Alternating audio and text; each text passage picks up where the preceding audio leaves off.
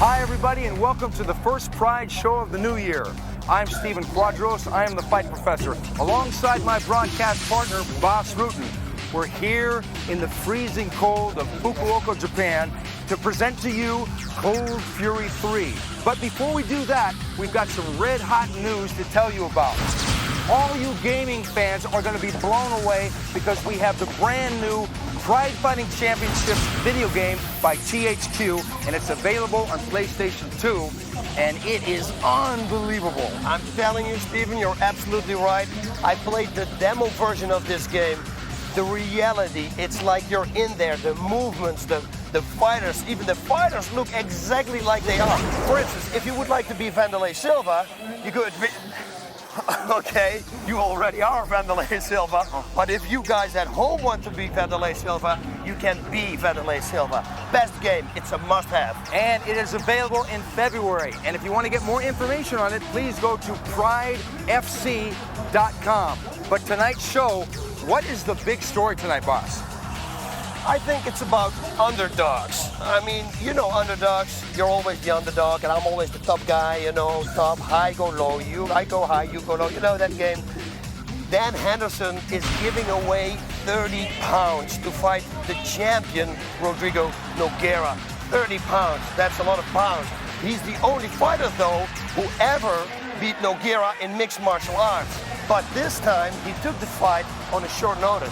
The reason why I took it on short notice is because Nogueira's original opponent was Emelianenko Fedor, who would challenge for the title, but tonight's non-title fight, Dan Henderson will step up and take it on. We also have some other exciting fights tonight. We have Murilo Ninja against Kevin Randleman. It's going to be a great one, boss. Well, this one, I can't predict. Those two guys really want it, and they're going to fight it out in the ring. It's going to be an explosive match. Yeah, but it's that main event, Nogueira versus Henderson, that we're excited about.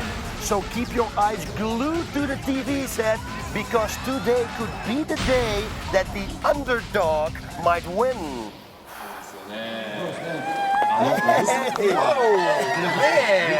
Hey! Excuse me, boss.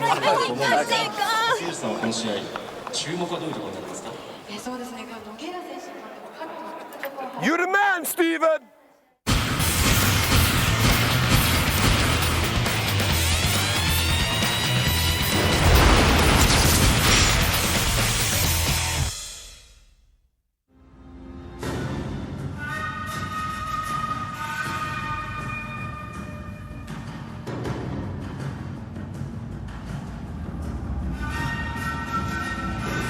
And here we go. Pride Fighting Championships. Cold Fury 3. In the ring, Bas Rutten's favorite musician. I love it.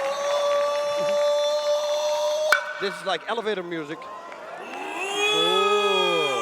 Yeah, to a psycho ward.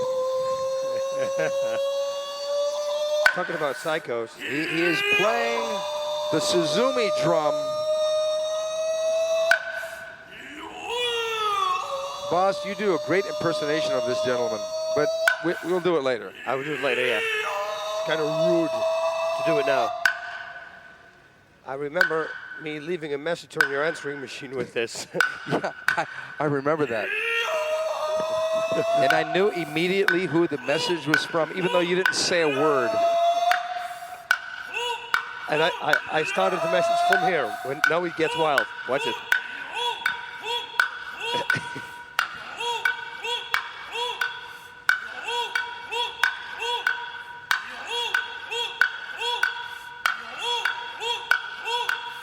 This is to summon up the spirit of the warriors from days gone past.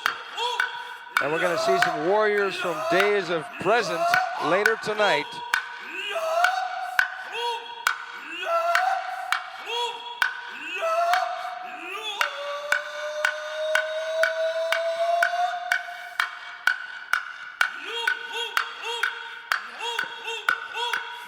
Now it starts swinging with a little techno beat in the background. It would be great. He's really hitting that thing hard. Yes, like a makiwara almost, but then for your palm. 5 fingers of death. This guy could really slap you hard.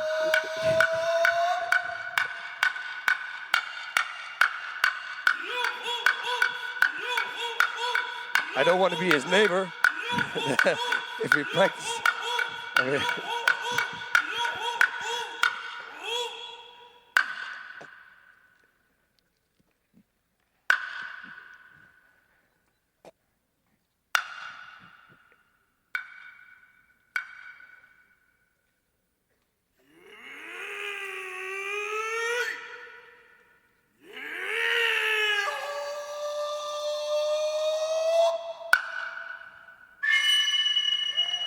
Wow, what an emotional ending. You're facing Rogerio Nogueira. He's the brother of the Pride Heavyweight Champion. Do you think that he's going to present problems to you in any way? Absolutely. He's a tough guy. Every one of these guys that come in here and fight is going to present problems for every single person. Pride, recruits the finest fighters in the world, and every single one of them can win, And, this guy's tough. I don't have that much information about him. We didn't get a chance to really look at him, but I imagine he's going to fight a lot like his brother. And if he does, then that's going to make him extremely tough. Guy Mezger is a champion, former king of pancrase here in Japan, former UFC champion, and he's going to be facing the name Nogueira. But don't get confused, folks. It's not the Pride Heavyweight Champion, Rodrigo Nogueira. It's his brother, Rogerio. yes, and he has only 5 fights, and he's going to face Guy Mezger, just like you said, and he is a seasoned fighter. This guy has so many fights under his belt. It's unbelievable. What do you think is going to happen? What would be the key to victory for Nogueira? Nogueira is going to want to take the fight to the ground, but Guy Mezger is a great wrestler and a great kickboxer, so he's going to negate that. We don't know who's going to win. Okay, Guy, Ken Shamrock just fought Tito Ortiz and lost, and there's a rumor going around that you may have a match with Tito Ortiz. Would you like to elaborate on that? Yeah, it was presented to me that there's a possibility maybe later next year that I'll have the opportunity to fight Tito. What would your emotional motivation be for that? Where would you like me to begin? Well, a lot of things. The top thing is that he beat me. And anybody that beats me, man, I want a piece of him again. Because in my opinion, however inflated my self-worth may be, is I feel like I can beat anybody in the world. And when I get beat, there's nobody more surprised than me. And Tito, beat me, and I would love the opportunity to get back and throw down with him again. We went one apiece. I won one, he won one, and I would love to just be able to, settle the score.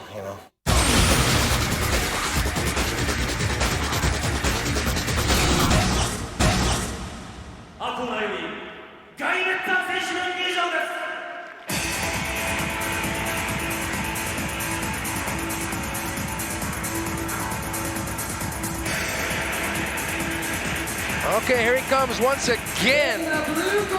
Guy Mezger. From the United States of America, Guy Mezger. Guy Mezger doesn't really talk about this too much, but he originally had the nickname Sandman because they said he put people to sleep, but that's got a little bit of a dual meaning. It means by a choker means maybe, who knows, it's got a, negative connotation also. Yeah, and it was very good for how he followed it up. He said, "How did you lose to them?" He said, "Yeah, it kind of didn't work anymore." Yeah, it didn't work anymore. Plus, he said that the fans in Japan didn't understand what the Sandman was. But he says he doesn't know much about his opponent, Rogerio Nogueira, but he respects the Brazilian top team a lot. He thinks they're very well-rounded. And his biggest hope is that he hopes to teach Nogueira how to take a 10 count. Hey, listen, that would be something really special. He's got the capability of doing it. He had a few good knockouts. He's got a very good takedown defense. Nogueira's got to take this fight to the ground. I would, if I would be a guy, keep it up, bang at a bang, and box it out. Don't start kicking right away from the beginning. But, it's also very difficult to submit guys. So even if it goes to the ground, it's going to be good.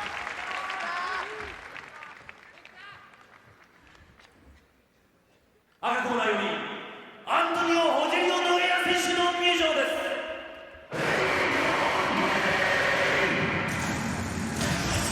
And here he comes, Guy Mezger's opponent, Rogerio Minotauro Nogueira. In the red corner, from Brazil, Antônio Nogueira. And Nogueira is coming off a win over TK Kosaka, and that's the guy you knocked out in your first UFC fight, boss. Yep. There was good memories. Nice finishing touch was that. So let's see what's going to happen right now. By the way, the announcer, the female announcer, comes straight out of a horror movie. It looks. Don't you think that? Like Evil Dead or something. It's kind of scary every time I look at the light. And there, Mezger awaits his opponent. Nogueira looks very focused on the outside, but I'm betting he's feeling a little bit of nerves because he's only got 5 mixed martial art fights, and Guy Mezger's got over 100 accumulative fights with kickboxing, mixed martial arts, and pancrase, what have you. So you really got the veteran versus the young upstart. Mezger, 34 years old. Mezger will be 35 years old on New Year's Day, and he said, you know, having his birthday on New Year's Day sucks because nobody remembers it. I will give him a call, though. Yeah, me too. Yep, we're going to remember him. From Salvador, Brazil, Rogerio Nogueira. ただいまより第2試合を行います。青コーナー183センチ97キロガイメッター Guy Mezger from Dallas, Texas, USA. 赤コーナー191センチ100.5キロアントニオ・ホジェリオ・ノゲイラ I mean, just being on the Brazilian top team with all those great guys to work out with, like Mario Sperry, who's in his corner tonight, that's got to be an advantage because they put all their pooled experience into young guys like this guy, 25-year-old Rogerio Nogueira. And Nogueira expects this to be a long technical fight. And he also said that if he beats Guy Mezger, he wants to fight Vanderlei Silva for the title. Wow. Ready. Talking about what you want. Yeah, and there they go. They touch gloves. Guy Mezger, orthodox left foot in front. Rogerio, southpaw with the right foot in front. He started off with a kick. I would punch a little bit more if I was him and try to counter that kick. Guy Mezger is going to want to throw that straight right. That's the preferred weapon against the southpaw. But Nogueira has got a reach advantage here. Oh, good low kick by Mezger. And, oh, man, Nogueira came in and caught Mezger with the left hand. Oh, pulls guard. Pulls guard, and Mezger on top in the full guard. Actually, it's a butterfly guard, half a butterfly guard. Guy has been with the best in the business on the ground, so I don't really see a problem right now, especially from this position. There's more problems when he gets a full guard. The only thing that he can try to do, Nogueira, is try to sweep Guy, but Guy, being the very good wrestler that he is, it's going to be very difficult. I think he should stand up. I think he should explode a little bit, then stand up. Yep. Just throw about 5 punches fast, maybe load up on one of them, then just stand back up. Because Nogueira doesn't really have him trapped that much. He's only got his right hand over his shoulder. He doesn't have his grip on Mezger's wrists. But I'm sure Mezger's got something going on in his head of what he's going to try. There we go. Throw the kick here. Going to kick in. Throw a kick here. Or a knee. Yeah. Now, this is a bad position for Nogueira because Mezger, once he frees that left leg of his, is going to get the mount probably. He should punch there, leg lock, but I don't think he's going to catch Guy with that. Guy has been with prankers like me, and that was all about leg locks. So I don't think it's going to work. No. And Nogueira still thinking about that leg. Yeah. Guy's wearing shoes though. Actually, Guy can do a heel hook now on Nogueira's right leg, not anymore, because Nogueira locked himself up. He's trying for the knee bar. Yeah, but he doesn't have it because Guy Mezger's got his knee bent. Guy can make a heel hook on the Nogueira's right leg right now. Yeah. Not anymore. He's just going to spin out. Guy's just going to spin out. No, he doesn't have it. No, because his knee's too far down. Oh, no, he doesn't have it. He's going to push out. He's going to push out. Yeah. He's got to think now and counter this right away with a leg lock. He's got to go right away on top. That's slow. They both look at their leg balance. Wow, that was really, really a lot of great action in a grappling mode by Nogueira and Mezger defending.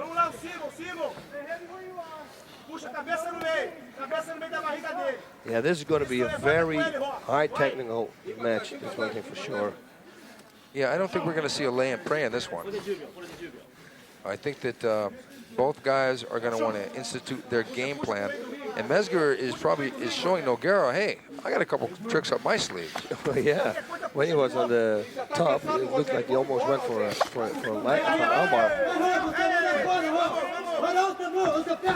He's going to get the underhook there. And Mezger has got Nogueira's left arm wrapped up a la Kazushi Sakuraba in almost an attempted Kimura once the grip is let up on that single leg takedown. But look at the balance of Guy Mezger. It's very good, and you see that he wants to grab the rope, but then he doesn't do it. He's the gentleman. You know, a lot of people would grab the rope, but he doesn't. Okay, so we got to restart. Wait, what's going on? He was not holding the rope. I don't know. He says the yellow goes for holding the rope. Wow. He was avoiding it. That's not good. That is a very strange call right here. Guy's got to go out. He's got to put some punishment on Nogueira, and because once you get a yellow card, it factors in the scoring with the judges, and you lose 10% of your purse. Of course, you can't get the 10% back. You can get the fight back. That's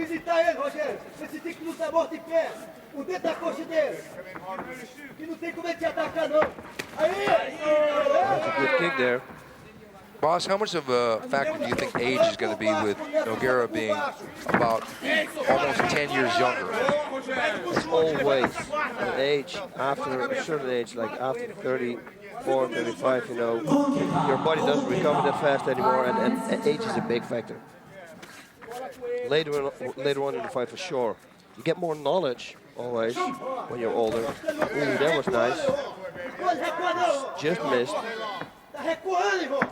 But stamina, recovering from injuries, all those things, they fade away once you're getting old. Well, Nogueira, even though he's conservative standing up, has landed a couple of pretty good kicks. Yes, guys should try to be nice. Action there. Try to counter that. Both men waiting for the other to do something so they can counter it, which is a smart game plan for Nogueira. Yeah, I would do a left hook to the head and a right straight to the body if I was Guy. It would be a perfect setup, especially because Nogueira is in the southpaw position. And then go back maybe to a left hook high. So left hook to the head, right straight to the body, left hook to the head. Nice movement there. Counter with the left hook and then step to the side by Guy Mezger.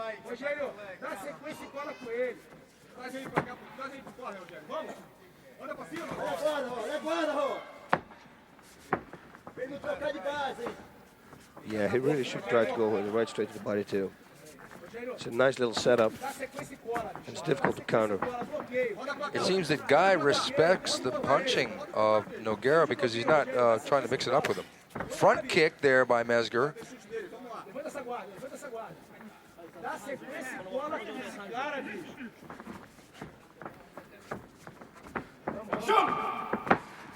And the referee calls action as Mezger throws a right hand which misses.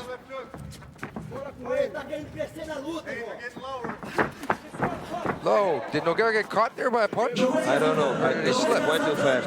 Yeah, it was a bad angle for us, but Nogueira is definitely on the ground waiting for Mezger to join him, but I don't think Guy's going to want to do that.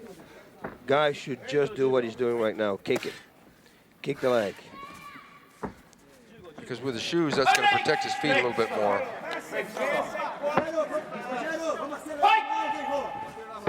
And the referee restarts them standing.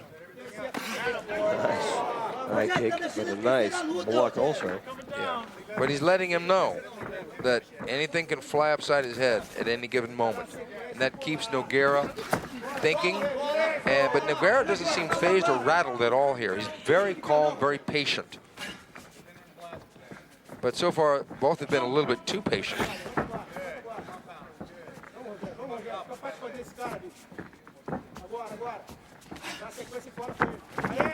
Nice takedown defense there. And Nogueira pulls back into the guard. He's got an open guard. Mezger on top once again on the ground.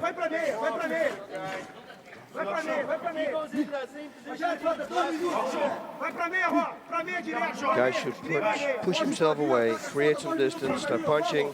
Well, now he's got the full guard. So we probably will go for or triangle or armbar, being in Nogueira. Yeah, there he goes already. He's locking up one hand. See, he's going to pass it. Guy will know. Guy has been in this game so long. And Nogueira brings those legs up high, and Mezger pops right out and stands back up. He should start kicking right away, before the referee says stop. See? And another restart. Nogueira back on his feet.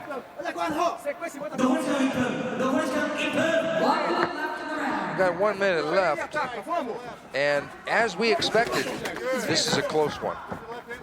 Yes, this is going to be a close one. This was good what Guy did, by the way, right straight to the body. Yeah, just as you prescribed. Yeah, but you should follow it up with left hook. But most of the time, a right straight to the body is the best when you set it up with the left hook.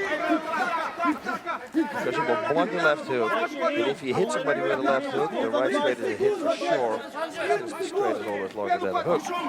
But Nogueira is really thinking submission here. Yep. The guard once again.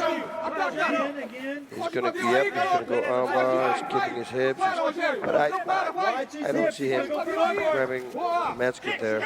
No. Kick, he's kicking now.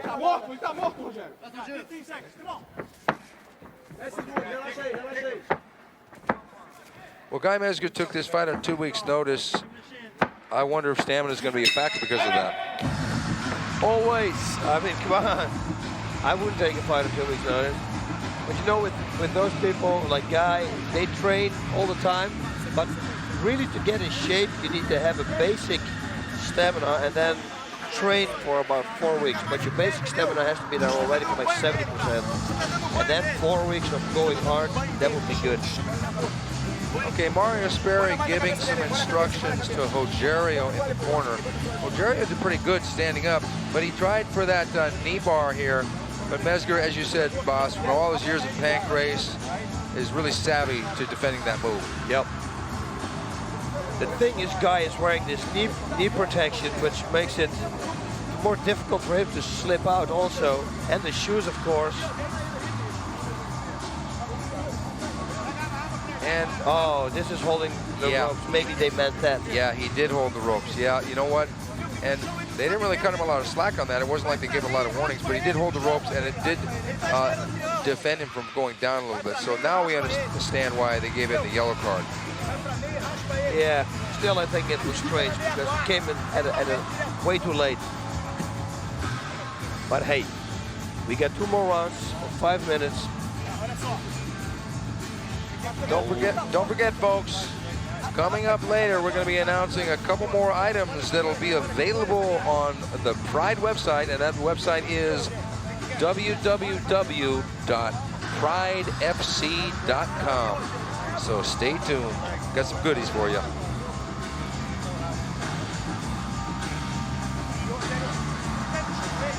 You know, Rogerio has been a lot harder to dominate standing up than I thought he would be. Yeah. Obviously, he's been training hard. Mezger getting instructions from his corner man, Willie Thompson. He's also got Trey Telligman in his corner.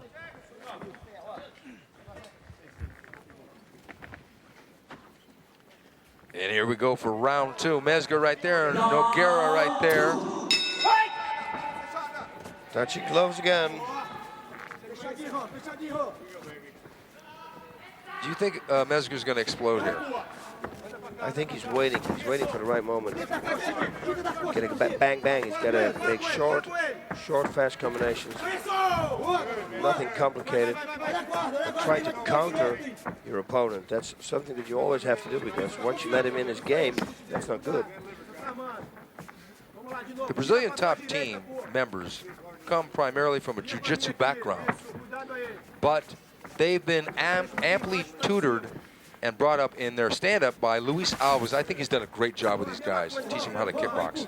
They're getting better and better every time you see them fight. So he's doing a real good job. Okay, now they're locked into the clinch. And Nogueira, whoa, nice little guard pull. Oh, that was nice.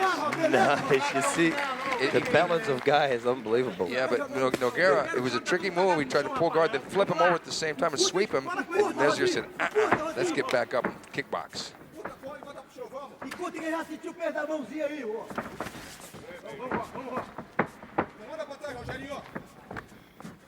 I don't know. A fight like this would be very hard to score. Yeah, I think a guy should throw a right low kick inside after first make a left straight, right low kick inside maybe, because he didn't throw it yet. Nogueira's doing it a little too high, actually. Uh-oh. We've got another unintentional low blow.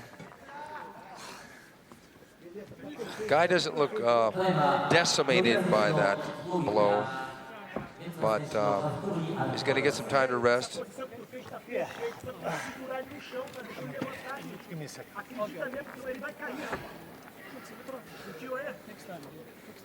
Yep, if God only would have known, huh, that man could be vulnerable there, that would, that we would do. There it is right there. It was Mezger's left low kick, which was answered by Rogerio's left low kick. And it caught him a little bit up too high because it wasn't actually a low kick, it was almost a middle kick. Ouch. But Mezger resumes the action, and Mezger with a jab, hook, and a right hand, all of which caught air, and Rogerio coming in. Mezger stepping to the side. Very nice movement. A lot of chess being played here in the stand-up game. Rogerio is very straightforward, but Mezger is giving angles. But neither guy has done any damage standing up so far. Not yet, but the right straight that he throws to the body, again, I say he should follow it up with left hook. Ooh, that was a good body shot. Yeah, kind of a right uppercut. Yeah, straight up the middle. I wonder if that made Nogueira wince. Yeah, because it's pretty powerful. Yeah, because you can knock the wind out of somebody with that. Okay, Nogueira trying to blast away here. Got Mezger on the ropes. Mezger going for a takedown. And Nogueira doing a lot of damage. Mezger answering back with a right hand of his own. Nogueira pulling guard. Nogueira really busy on the ropes. Busy, and he hit the guy a few times. Just now he will go for submissions. Yeah, because if he can get guys' head ringing like that, that's the time to go for it. That's it. But now he's waiting. And that's not good. You want to use the distraction and then bang, right, go into the action. 3 minutes. Nice left hook there. He threw it slow, but it sounded like it had a little impact. Well, that flurry is keeping Guy Mezger on his toes, so to speak, because right when he thought he was going to take over, Nogueira just started blasting away. And I like the fact that Nogueira would fight economically and then pick his moment to explode. Yeah, he's doing that perfectly.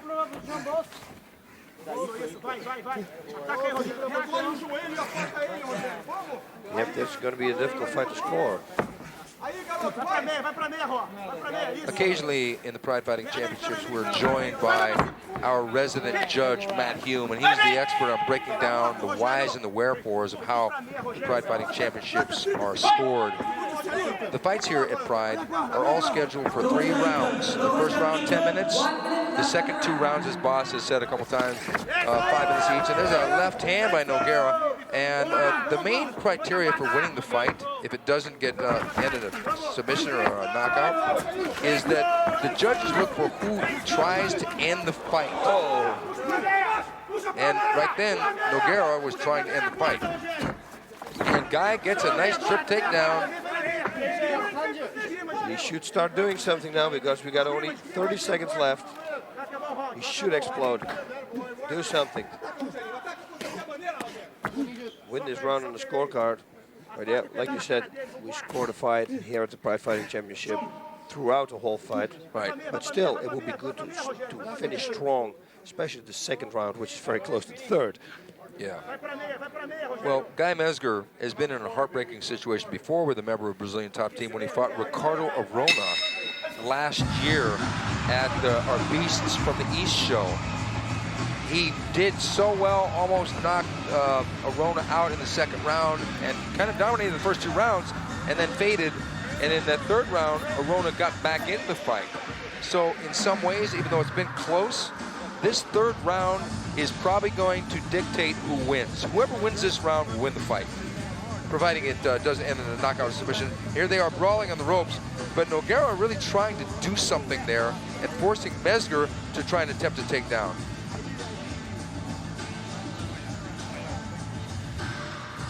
Wow, that's a lot of energy spending there. I know, and Nogueira has only got 5 fights under his belt, and Guy Mezger may be the most talented fighter he's been in the ring with so far. Guy Mezger being a former UFC champion, a former king of pancrase. So Nogueira is doing fairly well, but as I said before, in a way the fight is up for grabs. Yep, the last round, who is going to dictate the last round?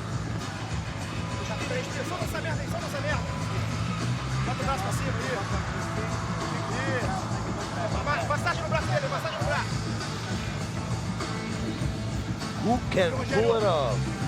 And again, I'm telling you guys, you're going to be sick of it. Left hook to the head, right straight to the body. On the southpaw, and then follow it up with the left hook to the head again. I'm telling you, that could be the combination. I think it's the reach of Nogueira that has frustrated Mezger standing up. Yeah. It's the reach. Yes. Because it wasn't, his technique is fairly basic, but he instinctively kind of knows when to counter. Yeah, the good thing about the right body shot is that you cannot move your body that fast away than your head. Your right straight to the head, you only have to move your head back. And once you connect with the right straight to the body, then he could step in for the left hook. Well, Guy Mezger himself said that he likes to be liked, but father time is creeping up. And hopefully he can fend off father time in this third round and seize control and get this fight in the bag, because he's got a tough customer in Minotauro Nogueira in front of him. This is what he should do. Move, kick, move around, throw the jab, another kick, set him up, and then go for a right straight. I think another thing that is holding off Guy Mezger is that Nogueira isn't afraid to trade with him. Yeah, oh yeah. And I would have thought that he would. Me too. I'm a little bit surprised here because Nogueira has got confidence in not only his technique but also his power standing up. Yeah, it's like when we saw Heath Herring fighting against his brother. We never expected that either, remember? Yeah. It's so strange because we know that Rogerio, who's in the ring right now, is the brother of the Pride Heavyweight Champion, Rodrigo. But in a way, this is like watching a younger version, even though there's twins, of Minotauro.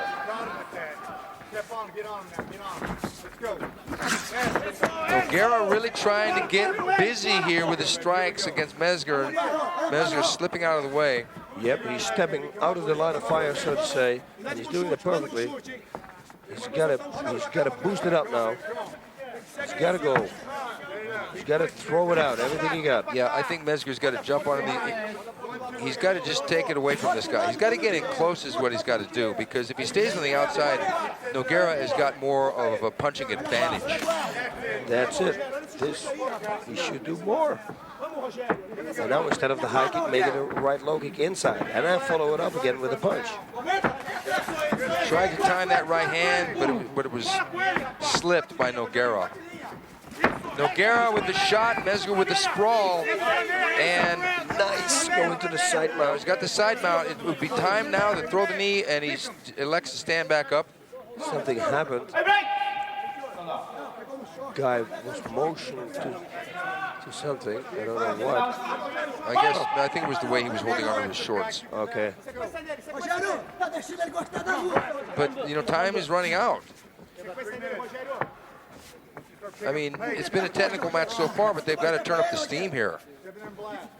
Somebody's got to, because there could be no complaining in a close fight if you lose. Yep. Yeah, the one who's going to turn it up right now, actually, what you're saying, is going to win the fight. Yeah.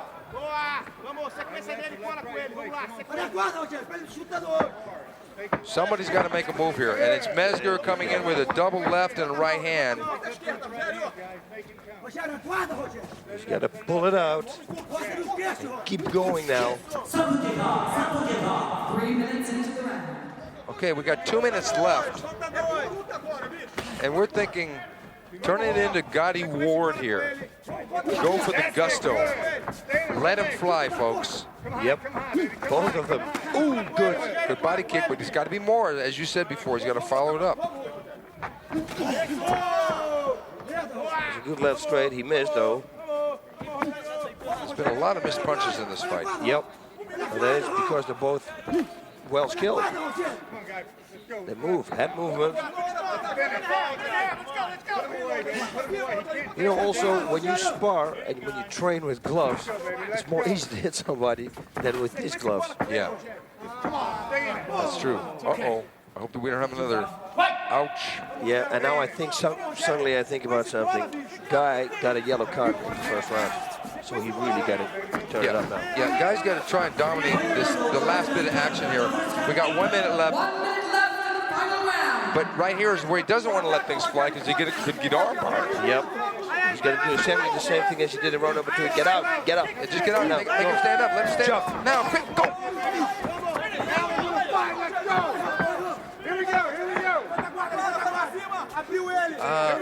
I think the yellow card's going to be a huge factor in this fight. Yep, I think so too. Because Nogueira has done probably more damage in strikes standing up, and he's not afraid to trade.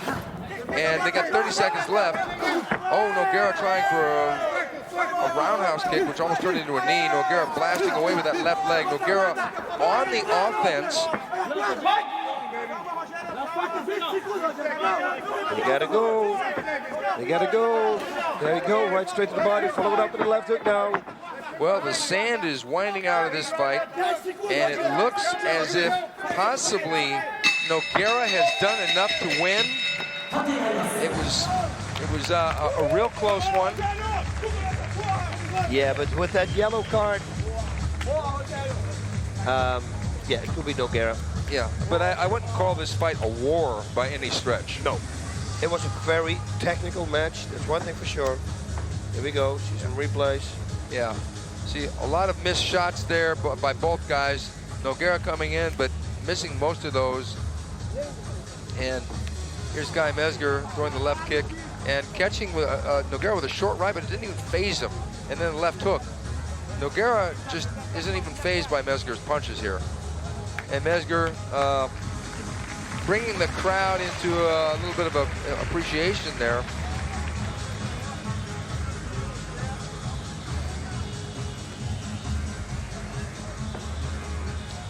So who do you think won, boss? I think Nogueira won the fight, consider the yellow card. Yeah. Otherwise, I would have really liked to be a draw. Yeah. But there are no draws. Yeah, I don't like draws. But they both. Yeah. Judge Arachi, Rodrigo. Judge Wada, Guy. Oh, we're going to have a split decision here. Judge Mato, Rogerio got a split decision. By a judgment call of 2-1, the winner from Brazil, Antônio Rogerio Nogueira. Well, we were right, and that's about as close to a draw as you're going to get with a split decision, but it still is a win. Yep. And then a loss. It was a good fight. That's one thing for sure. It was, like you said, it was not a Super Bowl and a lot of action, but it was a nice technical match and not a boring match at all.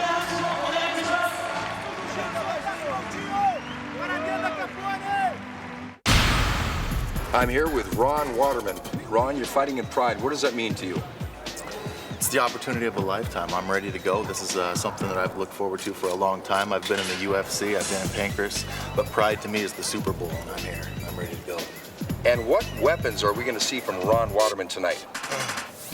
Well, Philippians 4:13 says, I can do all things through Christ who gives me strength. And for this fight, he's given me a lot of strength. Valentine Overeem from Holland is a veteran of the Pride Fighting Championships, and he's going to be facing a veteran of the Bas Rutten Invitational. Yes, the H2O man, the Waterman. Don't mix him up with the Water Boy because this guy is strong. He will take you down and go for a ground and pound. And he's got good positions too. Valentine, though, got good submission skills. So even if it goes to the ground, maybe he can catch him with a submission. What do you think? Well, I think Valentine has got great physical skills, both standing and on the ground, but sometimes he's been known to short circuit in a fight mentally. I don't know. I've got to go with Waterman in this one.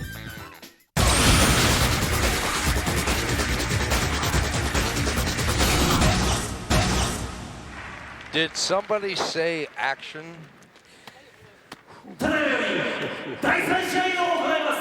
Expect it in this fight.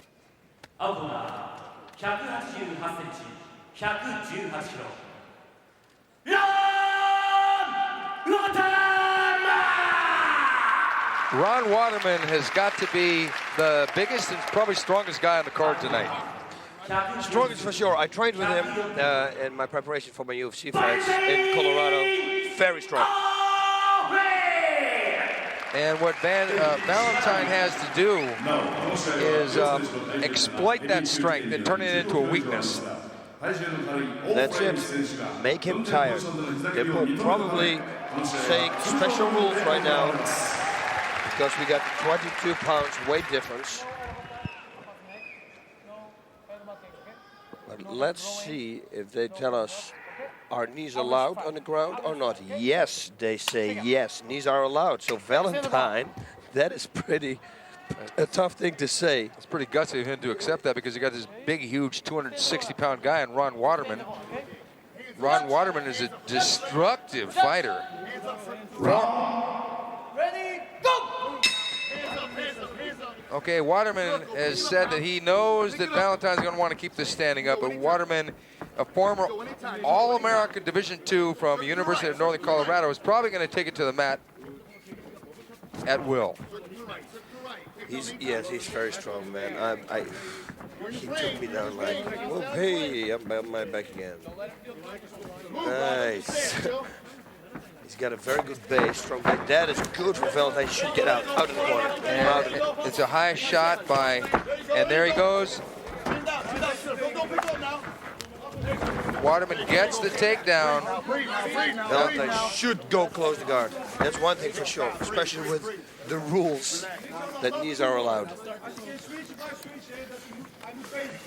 Crossface here already. It's a very good thing to do. Ron Waterman recently became a minister with Team Impact, and they tour to preach the Bible.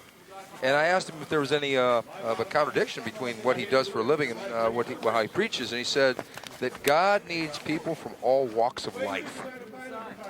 That's well said. He also said that when they tour that they rip phone books in half and everything. It's a good tour. I like to be on the tour. It could be fun. Looks like he's going for, is he going for a submission here, boss? No. Oh, he's going to start pounding away. Yeah, what he's going to have to try to do is pull his left leg out. Half guard. Does he have the key lock here? No, he cannot. Yeah, actually, he can. He can do it. Yeah, because we're talking strength here. If Valentine keeps his arm around his head, then it's okay. If Ron is gonna pass the head of Valentine over him, then he can do it. This he can't. If you're a little bit flexible, you cannot finish it like this. Okay, Ron Waterman's corner people, including his manager Phyllis Lee, are saying break it off. Ron is twisting it, and there's nothing there. No. He's got the head in between, there's no problem. Now it's the problem. You see, he passed the head, and there we go.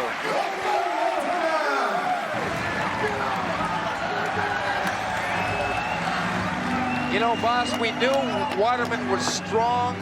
We knew he probably was going to be favored in this fight, but that was quick at 2 minutes and 18 seconds. I guess it's 2 minutes and 18 seconds of round number one. It was a tap out by Valentine Overeem, and Ron Waterman is here in pride, and what a personality, what an interesting individual. I look forward to Ron Waterman coming back. Yep. So let this be a lesson for all the wrestlers at home. If somebody ever catch you like that, never let him pass your head. Rule number one, there's nothing he can do. Here we go again. Watch this. The head is still caught, but now he's going to pass his head. Yeah, Valentine should have pulled Ron's right arm there. And don't let him pass it, but should he rolled him to the left? Yeah, also to the right. Turn him to the right. Yeah. At least bridging, blocking is always a good thing to do. But watch this. At the moment he's going to pass it, it's going to be end of the story. And there we go. Yes, he passed it. Hey, again, let this be a lesson for you all. 2 minutes, 18 seconds. I'm telling you, Ron Waterman, that's a strong guy. A lot of good fights for him in the heavyweight division. How would he match up with Heath Herring? Heath Herring, I would rather see him fight first against Tom Erickson. Wow, that would be a great fight. Yeah, I think before Heath Herring, Tom Erickson. Because they got a lot of heavyweights that are lurking and looking at that heavyweight title. You got Yoshida, and you know, in fact, speaking of Yoshida, Yoshida's last fight against Don Frye, we had mentioned that it was a tap out, and it was not a tap out for Don Frye. Don Frye did not tap out in that fight. No. We found out, and so our apologies to Mr. Frye, because he's never tapped out in mixed martial art competition ever. And he wouldn't. That's right. But Ron Waterman is here, and he is now. Congratulations, Ron. You're fighting an opponent, Rodrigo, that's got a lot of experience in Shuto and Pancrase. What do you know about him? Yeah, I've seen a lot of his fights in Pancrase. He's a tough guy, you know, pretty good striker, good on the ground. So, but I'm ready, you know. I'm ready to rock. Do you feel added pressure because you're a Gracie? No, not at all. No. It's just that people expect, you know, excitement because they see the name Gracie, you know, but you gotta do what you gotta do. You gotta go there and kick ass. That's it. Rodrigo Gracie has that name riding on his shoulders, the name Gracie. He is with Renzo Gracie team. Some of the Gracies have stumbled occasionally lately, so Rodrigo is the new generation, and he's facing Yuki Sasaki. Sasaki is a very well-rounded fighter, more known for submission skills. He armbarred a lot of guys. He fought in Pancrase and in Shudo. I think it's going to be a ground game. I think it's going to be a ground game, too, and I think it's going to be an exciting one. Rodrigo is fighting his second mixed martial art fight against the veteran. I don't know who to pick. Oh, me neither. You like to listen to a lot of hip-hop. What is your favorite song to really get aggressive in the gym? Natural Born Killers from Ice Cube and Dr. Dre. Okay, and what does that make you want to do? Just kill people. Mayhem. You're crazy, man.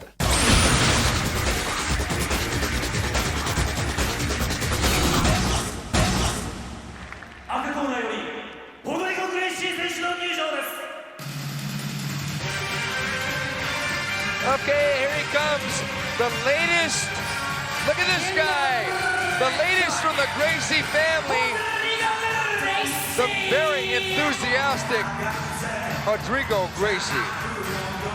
It might sound really strange, but the way he comes up, it's like almost Alex Stiebling. Huh? He's got the same kind of energy. He loves it. He loves to fight. He's happy. He's happy to be here. Ah, Brazilian music, and he's dancing and singing. Oh, this is great.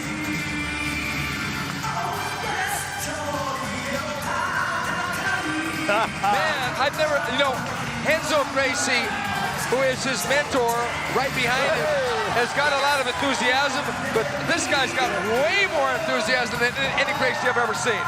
Wow, man, I love this. Me too. Hey, yep. Oh, this is great. You see, this is what it's all about. This guy is totally playing to the crowd. I think by this entrance, he's winning over this entire crowd. Totally relaxed.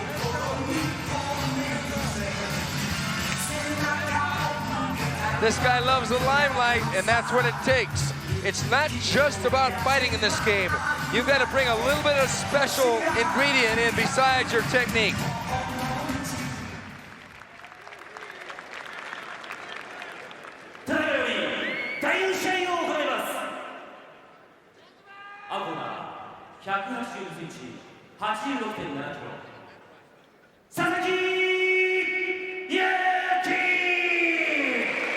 Yuki Sasaki from Team Grabaka.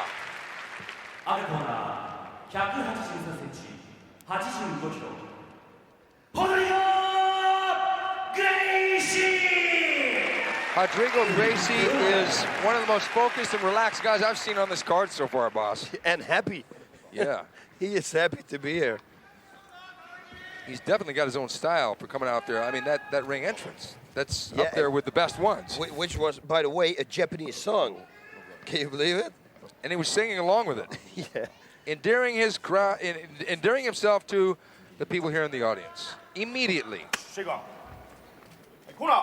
Actually, a good political move before the fight. But now the fight is going to take on a life of his own.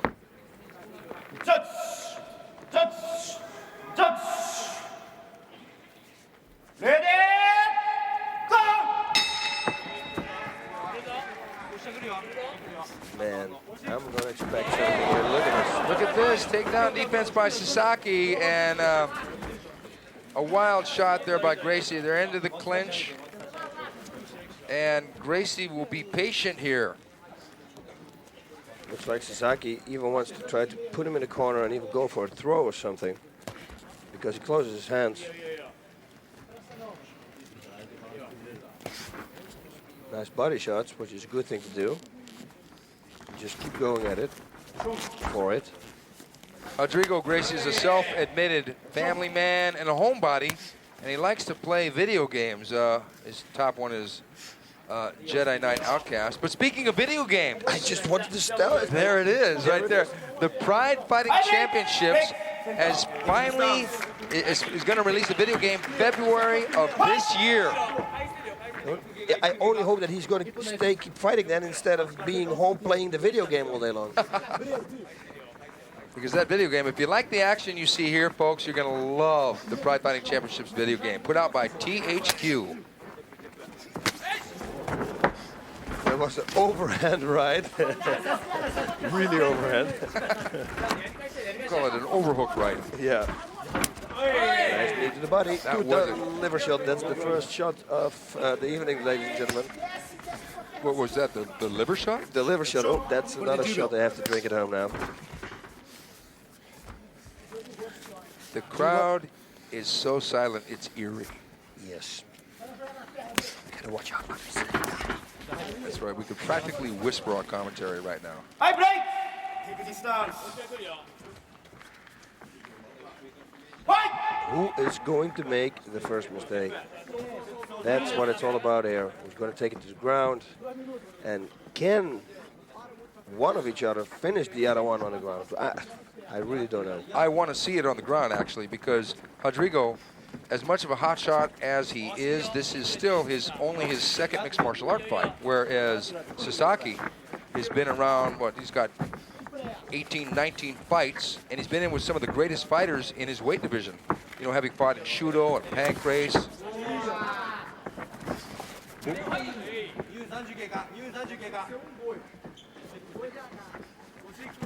Oh! Nice right hand. Ending that balance. Ooh, he's going for an armbar right away. Right away. Right away. And a stomp up kick. Nice. Is Sasaki going to try for a leg lock here, boss? I don't know. I wouldn't do it. But hey, he's a Pancrase guy, so he probably will. The guy's good. Arm bars. He's got the whole arsenal. So you can't tell what he's going to do. Yeah, but speaking of arm bars, Rodrigo Gracie favors that move over any other submission. He likes it from the bottom on the guard, and also from the mount on the top. Rodrigo Gracie is the 1998 Abu Dhabi Combat Club World Submission Wrestling Champion at 87 kilograms.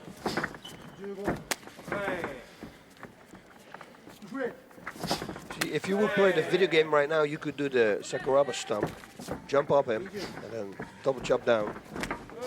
Of course, you can do it in the fight too.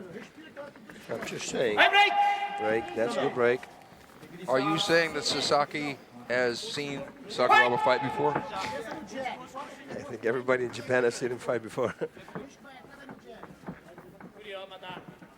He's got to go set something up. I like Gracie's single punches. And they're powerful and accurate. I mean, that right hand was a good right hand.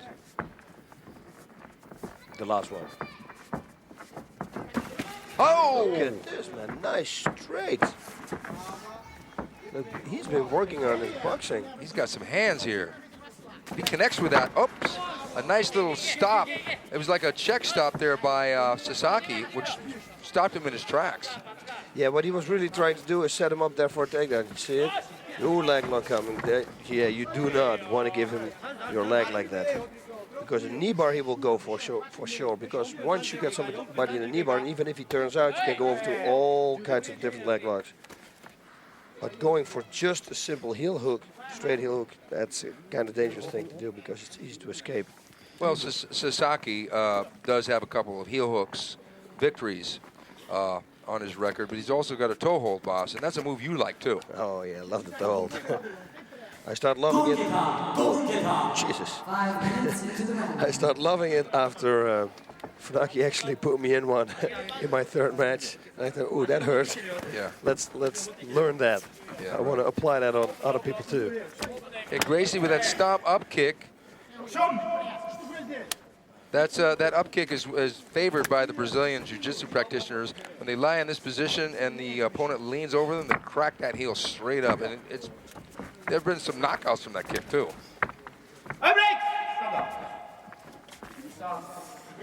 Okay, another restart standing. Okay, we got a little timeout. Something wrong with the gloves? Yeah, fixing Sasaki's glove. He's got a horseshoe in it. Yeah, I thought it was brass knuckles. It looked like brass knuckles to me. Okay, and the magnet under the ring. Now we're going.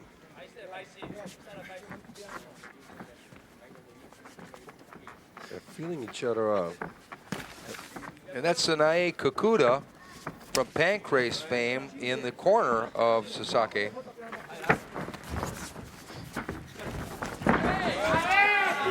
And now he's in his guard. Yeah, now we see Gracie on top on the ground.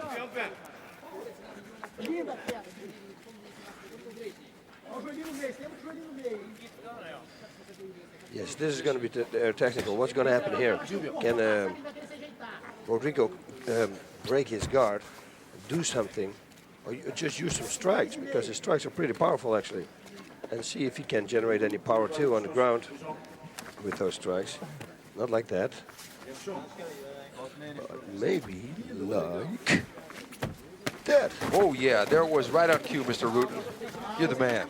Yeah, I see him pushing him away, trying to create the distance, as we always talk about. He's not even trying to pass the guard, and it is a tight guard by Yuki Sasaki. Yeah, you see he's holding his head real tight, so he's trying probably to go. No, now he lets it go.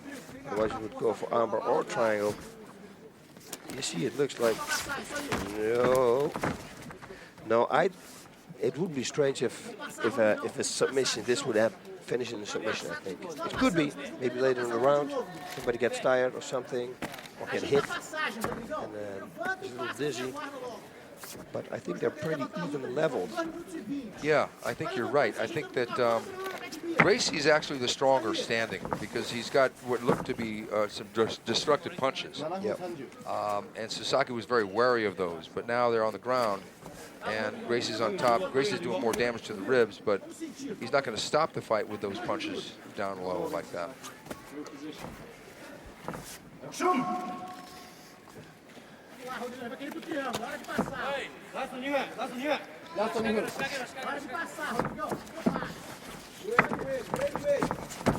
Whoa, he's trying to go there for the side, but he won't let him. He won't let him. Man, they're going for everything. They tried. No, they're really close together. Very technical leg work there from the bottom by Sasaki to defend the guard pass by Gracie, or the guard pass attempt. Yes.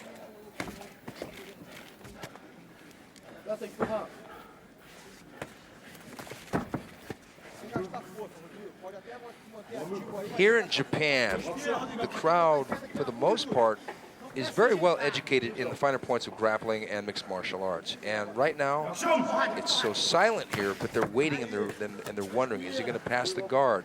Is he going to try for an arm bar from the bottom? Is Gracie going to start to ground and pound? So all eyes are transfixed. No people are feeling restless. Nobody's booing. You know, people aren't complaining. It's I kind of like that kind of appreciation, that level here in Japan. Yeah, you know, it's also, in Holland you got this saying that the best captains are always on shore. And it's like in all the other countries, everybody knows better. Now we got the sideline here. But not for long. Back in the guard. But in Holland or in America, everybody's shouting different kind of things. This distract the opponent, you know. One says right straight, the other one goes left to take him down, give him a leg lock. I mean, come on, guys. Let those guys fight their own fight. And here they really respect that.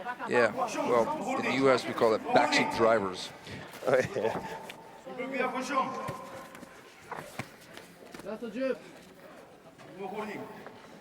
I think one of the things also is that Pride Fighting Championships not only appeals to the blue-collar fans, but also the white-collar fans. Okay.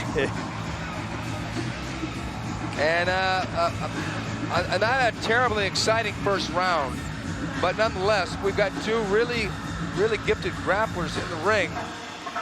And I don't know, boss. That was a real close first round. Yeah, I think so too. Whoever is going to turn it up a notch is going to win this.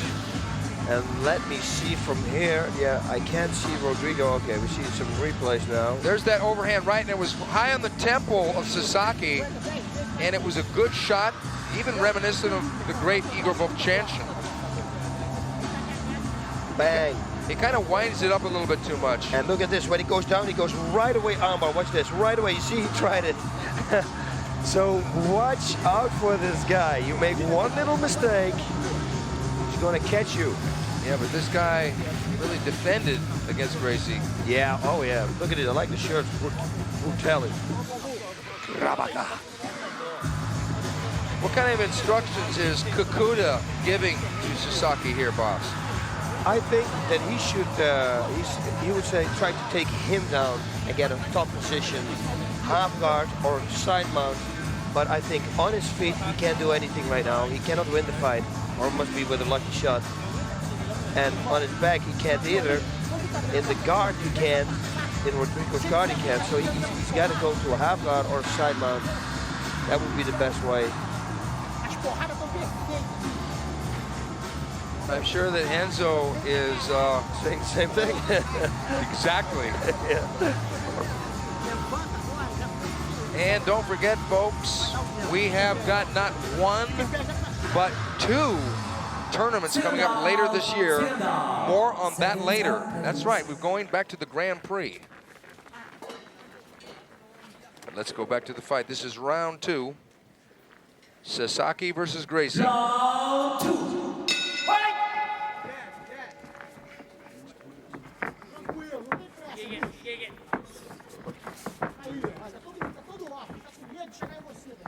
Both these guys are young lions. Gracie, 27 years old. Sasaki, 26. And should Sasaki try to go to the ground here? Yeah, I think so. He should, and like I said, you know, go to the side. Look at this. Look at His movement. Wow, wow, man. Rodrigo Gracie is a wily guy on the ground. He was in a position where he could have been dominated momentarily, but he didn't even wait. He just flipped right out of it. Beautiful.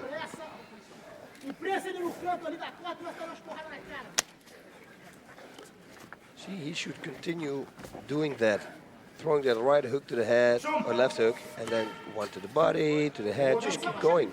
Distract your opponent, then maybe pass the guard and go for some submissions. Okay, as I was saying earlier, we're going to have not one, but 2 Grand Prix tournaments this year, 2003. And the first of which is going to be in August 3rd, 2003, the first round of both tournaments. And then the final round of both tournaments, October 4th. And that is this year, 2003. We look forward to seeing you tune in for that. That's going to be some awesome stuff because people still really like the tournament, boss. Yeah, tournaments are good. And especially the way they do it now here at the Pride Fighting Championships, they split it up. So you don't have 3 fights in a row, which is not fair. Now they split it up to the first round and then to the second round. Yeah, I think it's a great idea. And we look forward to that. So the first half of this year is going to rock. We got the video game coming out. We got a big fight coming up with Nogueira. And then the latter half of this year is just going to wind up with a bang. Woo! Ready, go! I think it's going to be difficult for Rodrigo to get this guy into submission. I think so too, and I think the other way around, exactly the same. I think they're basically shutting each other down. But watch the movement of Gracie, how he gets. Whoa, with leg lock. He went for a leg lock. Did you see that? Yeah, but this guy just popped right out of it. Man, it goes so fast. They're so good. Well, Sasaki said there aren't many Japanese fighters who can fight with the Gracies. And but he feels himself that obviously good enough to step up and attempt that task. Oh, and he's doing a good job. And Yuki also said that he doesn't want the people to pick apart his individual skills, but he wants to be appreciated for a total fighter with his total skills.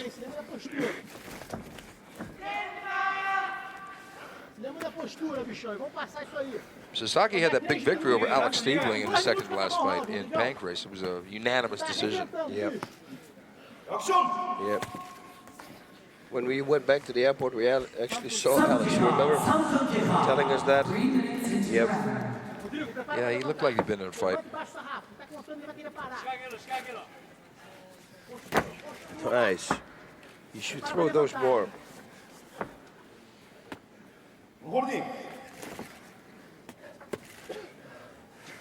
Respira, ele prepara para levantar, Rodrigo, vou falar, hein?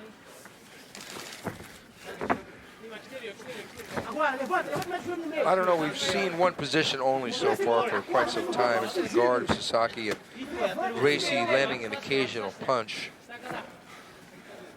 It's an open guard. They try to play the whole game. Nobody lets the other one go into the side mount or half guard or nothing. It's they're so close together, the level of skill, that it's going to be probably a whole fight like this.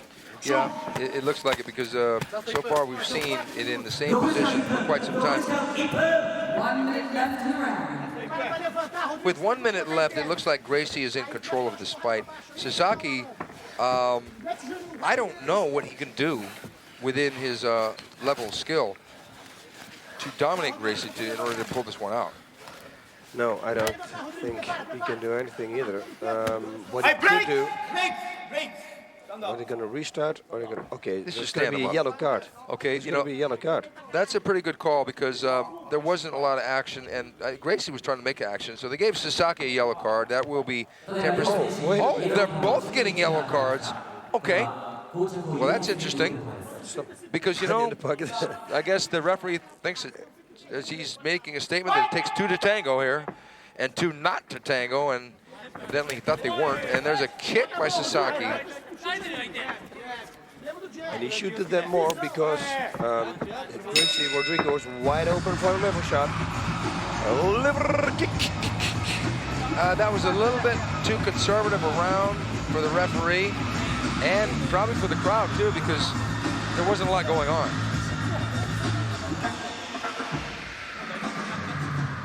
Yep. What can we say about it? Exactly the same thing I'm going to tell you again, like I said, in the break between round number 1 and 2. Both of them have to try to get the opponent on the ground and see if they can get in a side mount or at least a half guard. But until now, they won't let each other. So I think round 3 is going to be the same. Yeah, Gracie scored more like with the up kick and the chopping punches on the ground, like that right hand. And I would have to say he was leading the fight right now. The yellow card is going to be a moot point because both of them caught one. But Sasaki has got to do something short of a miracle to pull this one out. Yeah, but you never know. Like we said before, the fight with Guy Mezger on Rona. Yeah, well, Gracie's got to finish strong in order to cement his victory, but it appears to me that he's got it in under control.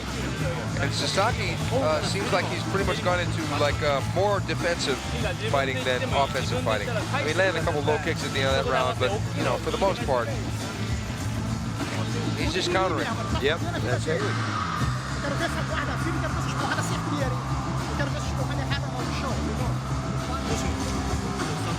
Yes. Vol verwachting klopt ons hartje. That's Dutch for we are waiting with all excitement. That's a little extra lesson here. Bonus for the people at home. And I'm sure Rodrigo, Gracie with that entrance and everything, he wants to finish this fight. He wants to end it with a spectacular, you know, choke out, arm bar, or even a knockout. Because he created a sensation walking out. Now he wants to end by creating a sensation in the ring. Yeah, his right hand is real up high. So if I would be Sasaki, I would go for the body. The body. That's what I would do. But then again, you can get caught. Well, that was great takedown defense there by Sasaki. Gracie tried to pick off the leg, but Sasaki used his balance, very much like a Muay Thai fighter. This is not in the guard. We're going to get the same game now. Well, Sasaki has got to know that he's got to get busy with strikes. He's got to get busy with some submission attempts. Probably in his heart, he knows that Gracie's going to be pretty hard, if not impossible, at this moment to submit.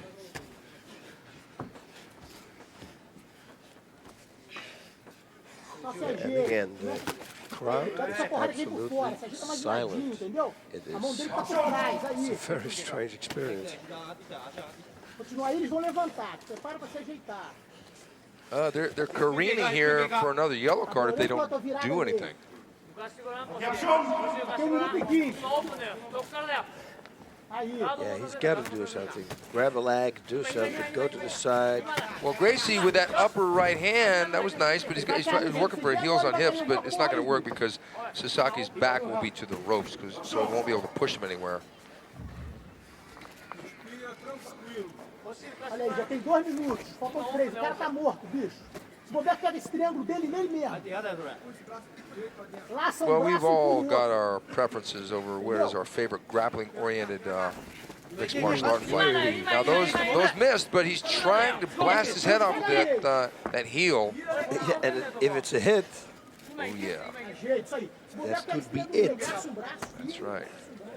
Well put, my poet friend. If it's a hit, that could be it. And hit the focus mid. Hitter to hit. It's interesting because I remember when Royce Gracie had his opponents in the guard like this, he would try to use that heel kick on the kidney area. Remember that? Yes. I wonder why Rodrigo doesn't do that. Because it's during the fight, it's not going to be effective. I think it's more of a thing after the fight, like tournaments. If you would have continued to the next round, then something like that would hurt. We never saw somebody get stopped by it. I would rather do it to the thighs.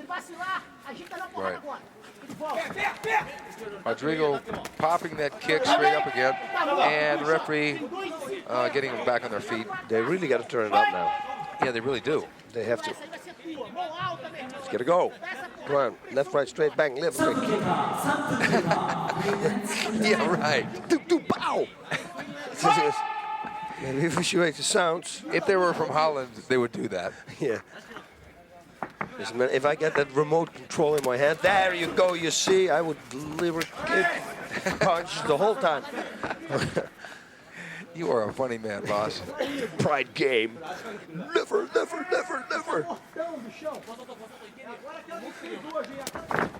Gracie pulls into guard and throws an up punch. Now, look how Gracie gets the guard back after Sasaki tries to pass it. It's incredible. Look at this. Look at this. Uh-oh, I can't believe it. Oh, Sasaki actually passed the guard of Gracie, but Gracie, look what he did. With no, looks like it doesn't cost him any effort. Beautiful. I know for some people at home, they would say, oh, what is this? But this is a very technical grappling match right here. And Gracie is the one who's in control at the moment. He's on top in Sasaki's guard. But though that right hand, I'm telling you. He's got to keep throwing it now. Give everything he has. 1 minute, come on.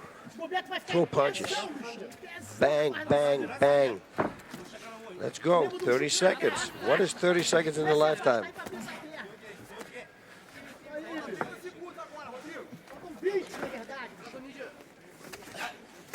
Well, it's not going to happen. Sasaki's not going to pull out the miracle. He's not going to get a submission. He's not even close. He never was at any point in this fight. Gracie definitely won this match.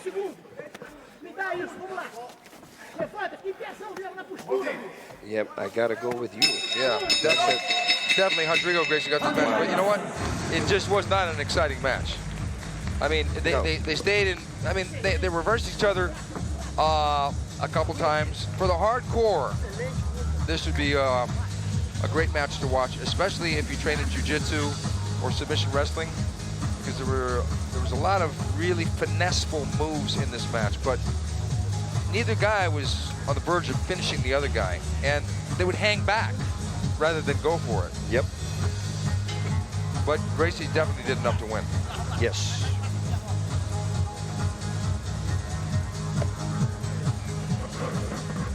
There's technique, then there's going for it. And going for it means you're going to make money in the fight game. 判定の結果をお伝えします。ジャッジ和田、ホドリゴ。ジャッジ足立、ホドリゴ。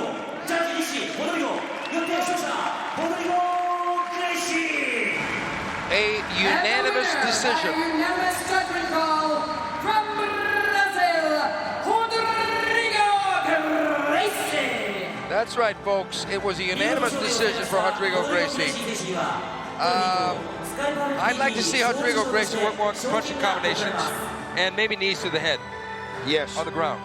Yes, he did a good job. He's got good hands. Yes, he did. And that guy was a hard opponent to face and make it into an exciting fight, I think. I don't think, because the fight got a little bit stayed there for a couple moments. I think it was because the other guy was fighting defensively. Yeah, it's just very difficult to make an exciting fight if your level is very close.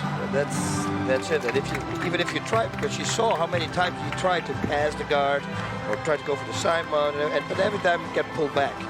And both of them, they were doing it. So it's just very difficult. And I think another reason why this was a difficult match for it to end up in a finish is because there was no emotion in the match. I think the big story so far has been Ron Waterman. Boss, what do you think? Wow, the H2O man, he did it again. He won many fights, and tonight he did it again. He almost tore his whole arm off. Yeah, I think at 260 pounds, he's going to be a threat at heavyweight. And then we saw Rodrigo Gracie, maybe one of the greatest ring entrances that we've seen, and he took care of business in a technical way against Sasaki. Yes, that was a very technical match. For all the hardcore fans, like you said before, during the broadcast, this was a very good match. And the other Nogueira, this was Rogerio Nogueira, notched one up and really stepped up in class when he beat Guy Mezger. But what we have now is Don Fry. I'm coming at you. I'm only available on the PrideFC.com website. And who else do we have, boss? We got Vanderlei Silva. Ujimara de vale tudo, you know, Ujimara. And these two dolls are only available, as I said, on the PrideFC.com. And we got the video game coming out this year. We've got 2 tournaments coming out after the beginning of the year. It's going to be a fantastic year for the Pride Fighting Championships. So let's go on to our next match. You know what we should do? We should give him a stare down here. Let's see how it looks if we could get a stare down. Okay, Vanderlei, you're not going to scare me. I've been in the ring with Ken Shamrock and everybody else. Ujimara.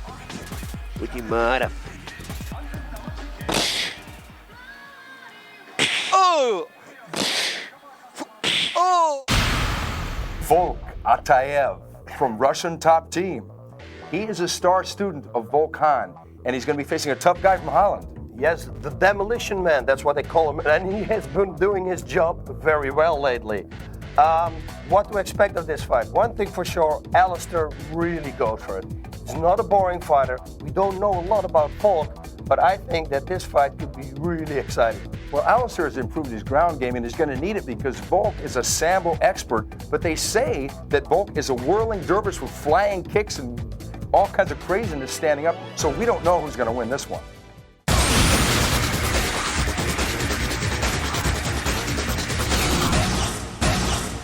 And let's get right to business once again. Alistair Overeem from Holland versus Volk Atajev from Russian top team. I tried flying knee from Alistair. Okay, it's on, folks. We're going to see strikes aplenty in this one.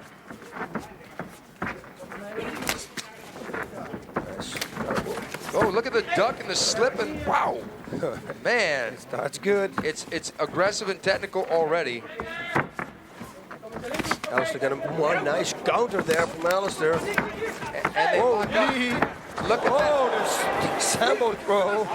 Excellent takedown there by Atajev, who is now on top. In side mount position, not a good place for Alistair at the moment. Yeah, he's going for that figure 4 also. The same as that Valentine, his brother, received. But Alistair escapes it perfectly by turning to that side. Oh, but he's really trying to crank that arm, but he doesn't really have it. And Alistair, nice. Wow, that was excellent. Perfect. Nice to the guard. Good, very good ground work by Alistair Overeem there. Bazigit Atajev on top. Says he loves kung fu movies, and his favorite is Enter the Dragon. Yeah, we were talking about that. And ironically, his favorite character is Han, the guy with the fake hand who's had the metal attachments. Oh yeah, we asked him because his name was Volk Han. You mean his trainer? His trainer, yeah, that's why we asked him. Are you related? Yeah. So let's see if we're going to see some of that Sambo from the top. I want to see some of those power strikes that the Russian top team throws out of a lot when they're in the guard or in the side mount. Well, in this position, we only got to see the one throw, which was really a good one. And because Atajev is a Sanshou champion, and that's all about throws.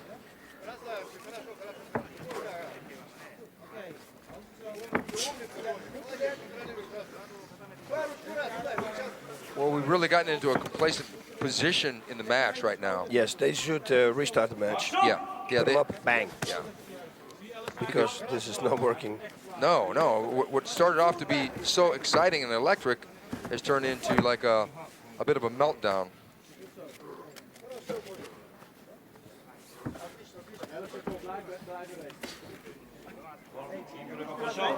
I'm not even going to ask what they can do because we know that, Atajev, as soon as we start to worry that it's going to turn into a boring match, Atajev starts to chop away with punches. I think in the back of their minds, they're thinking, well, this could be a 20-minute fight. Why blow our complete cardio in the first 5 minutes? Yeah, but I don't know. I really never expected this fight to go to distance. No, I don't either. I think this is going to be a TKO. I don't know who's going to win. But better standing.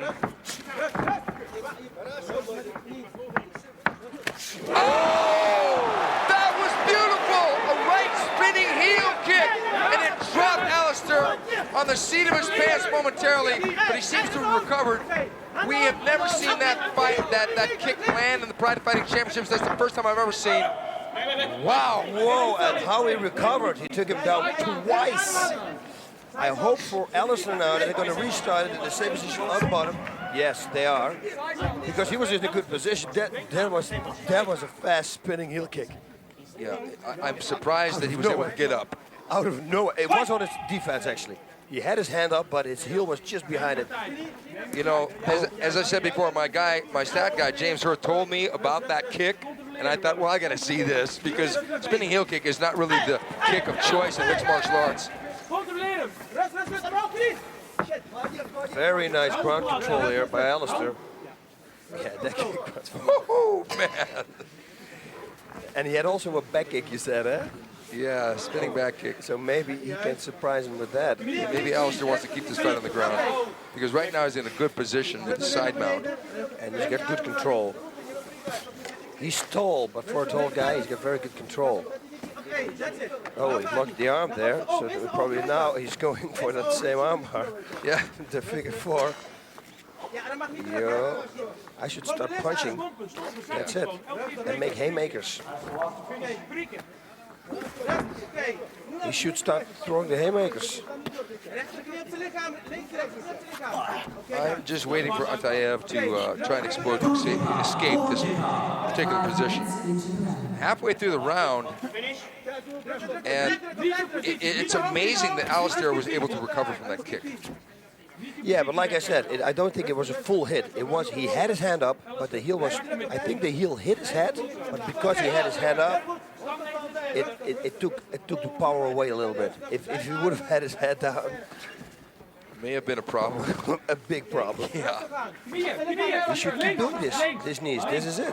You know, now he start blocking, he start distracting him. Now going for that armbar. There you go. And he's going to get it like this. He might get it, right. Ooh. It worked the first time. Let's go do it again. Knee him now. He's going to go for straight arm? Okay. No. You know, I kind of hope they stand back up. To be honest, I want to see more of that craziness. Because Alistair was thinking about flying knees, and this guy's thinking about spinning heel kicks, and boy. Well, Alistair's going for it again. Yeah, and now he can go for a straight armbar. He should do that. That's a perfect setup. Straight armbar on the other arm. Well, Volka has defended well against the key lock, but that's all he's been doing is defending. Alistair should throw knees to the body right now. And yes, ladies and gentlemen, it's the right side of the body where the liver is located. Yes, the armbar go. Yes, bring it down. You see, Alistair is setting everything up. He's kneeing him, distracting him, and then goes for a submission. It's very good. He's doing a very good job. You know what? He's fighting a lot like one of his stablemates out of Golden Glory, Heath Herring. He's fighting a Heath Herring style fight. Yes, it's exactly him. Totally like Heath Herring. Side mount, knees, key lock. Bang. 1, 2, 3. But he's got his own way of setting things up. 3 minutes left. 3 minutes. He's got to work now. He's got to push the hand down and go for a straight armbar on this right arm. I think also what he's got to do, he's got to put a little more oomph into those knees. Yes. He's got to create danger with those. That way it'll set up the armbar. To the body. Now this, you see, right knee to the body.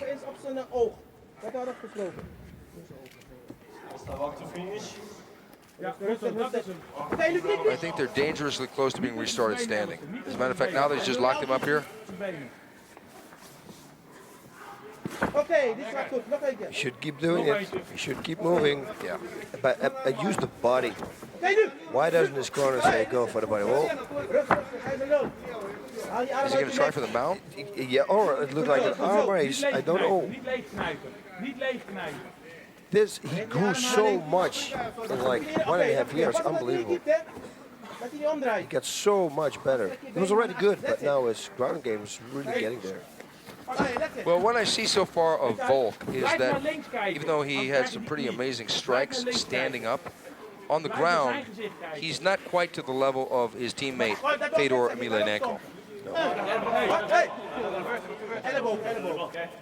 Because right now, we're in the same position we've been in for the last 5 to 7 minutes. He should keep doing those knees. Drop him down. Drop him on his head. Yes, now I hear his corner saying drop the knee from above down. Yeah. So hopefully he's going to do it. Do you think Atajev should just spin over and try and pop out the back door? Hey, that's it, man. You should turtle up and pop out, right? Bang, yeah. Because he's not even really being grabbed here. Okay, now he is, but before his arms were loose. Side choke. Yeah. He can go for a side choke now here if he sets it up real nice. I actually don't know that Alistair has got the side choke mastered probably yet. He's probably a key lock guy. He should put his knee on his face and bring it from above to down, not from the side. Well, Alistair is pretty good at the rear naked choke. He's got about 3 of them wins by choke. But I don't think he's going to be able to choke this guy because he needs to get his back. And right now he's just got his side. And this guy's being fairly resilient. But I'm telling you, if Volk wants to get into this fight, now we got and he should so hurry up now. Yeah. Because you're like 15 seconds. Okay, that's what he should have been doing about 5 minutes ago because he probably could have set up that rear naked choke from this because get the guy to turn and try and get the hooks in. Whoa. Well, you know, it looked like it was going to be a short night for Alistair as he got whacked upside the head by that spinning heel kick. But look at Volk doesn't even look like he's been in a fight yet. No. And I'm waiting now for the replay because for sure they're going to show us that spinning heel kick. You know, they got to. That spinning heel kick is definitely going to make the Pride Fighting Championships highlight reel. And oh boy, we got a video game coming out in February, but I'll bet you you can't do this move. In the next installment, if there is Here we one. go. Look at that. It was such a hard shot, but it didn't really hurt him apparently. No. It knocked him down and surprised him, but he really rolled with it. And you see how Alistair is moving still. Bam! Wow. Watch his head movement. He's still looking. Yeah, he jumped right up. He jumped right up. He wasn't in any kind of danger, but man, I'm telling you, look at this. That was awesome. He didn't out of nowhere. Yeah, Atajev really didn't have a follow-through with the technique. He threw it and then stopped where the head was. Yep. He didn't, you know, boss. I mean, you got a spinning heel kick from hell too, and Atajev didn't swing it with the complete full force. But nonetheless, it put Alistair down. But Alistair, to his credit, jumped back up, took the man from Russian top team down, and took control of the fight. Total control. If he can do this for the next 2 rounds, he's going to win the fight. But he's got to keep his hands up. And you told me that he also got this back kick to the body. Yeah. So that's going to be dangerous because now you're going to keep your hands up, but it could be also a straight back kick to the body. And if that's as powerful as a spinning heel kick, whoa. Yeah, and you know the back kick, man, if you catch somebody in the body, that could end the fight. That's it, yeah. We saw it with Sakuraba against Vitor Belfort. Well, it actually didn't end the fight. Yeah, but it knocked him down. It knocked him down. He laid on his back. Yeah. Vitor did go the distance in that fight. Alistair, he told us that he really likes to go for it in his fight, and he doesn't believe in defensive fighters. That almost hit me.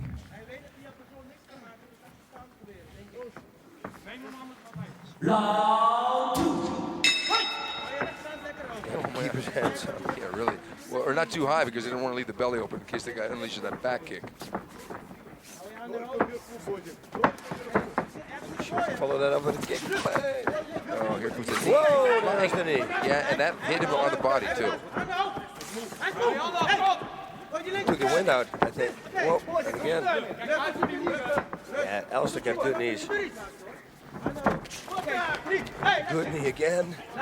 And they lock up and... Oh, but nice defense. Look at this. Yeah, Atajev now on the ground once again. This could be the finish now here. Yeah, because it's the same position, only it's the other side now. Yeah. Let me see. If he's right-handed, it would be perfect because then he's stronger with the figure 4.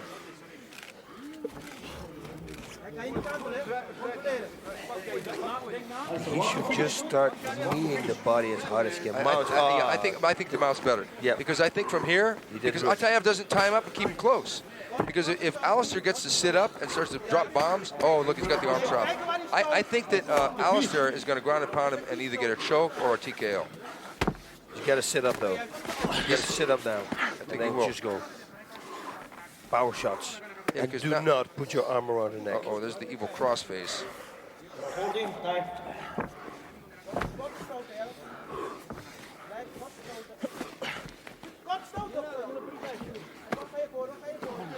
Yeah, Alistair should just unleash, you know, a barrage of like 10. We're going to restart it in the center. Okay.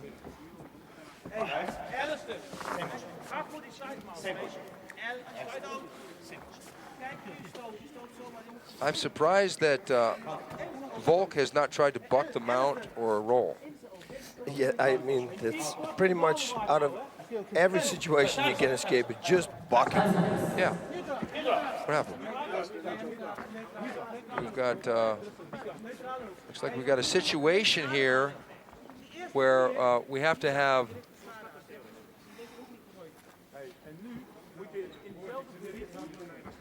Yep, it's all about safety. Just checking. Yeah. Just make sure nothing's going on.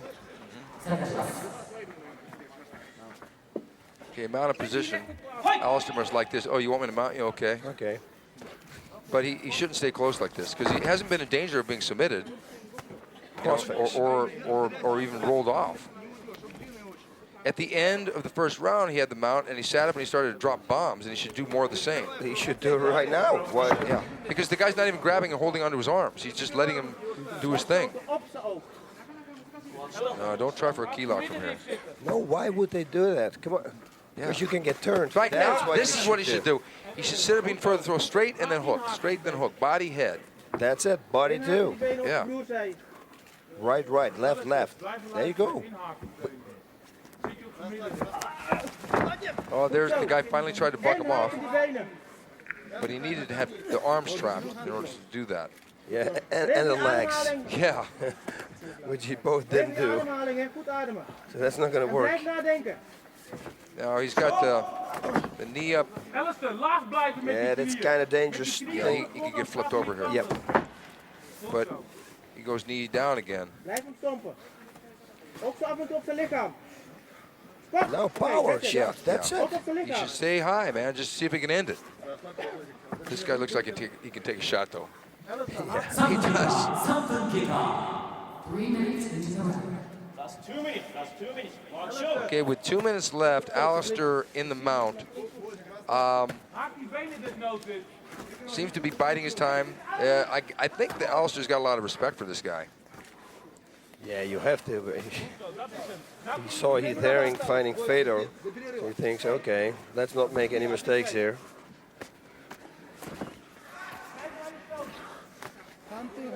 This is a good job, what he's doing now. He should only do it a little harder, create a little bit more distance. That's it. You see what? Keep going. It's working. Right. Alistair is coming off a tournament victory in Too Hot to Handle #6, Simply the Best #5. That was in October of this year. It was a 4-man tournament, and he beat 2 guys and won the title. Oops. Ooh. Looks like it almost had a headbutt. That's what I thought. That's not good.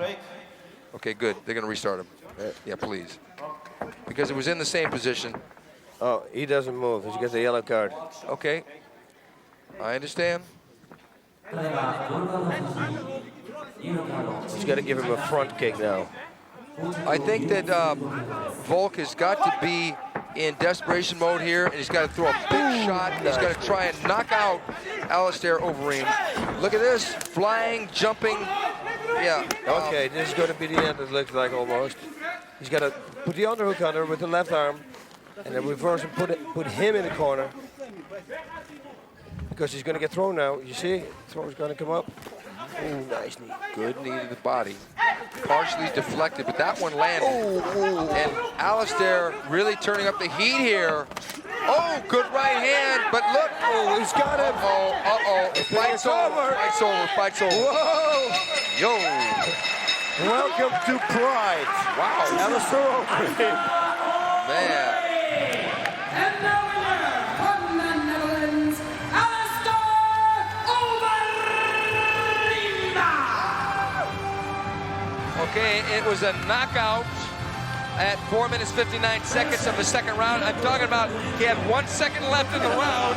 He said, I think I'm going to knock this guy out. The ring. 4 minutes and 59 seconds in the second round. The winner by a knockout, Alistair Overeem.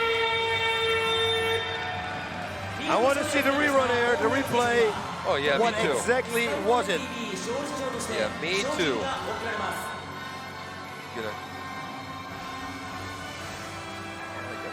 And here we go, right straight first.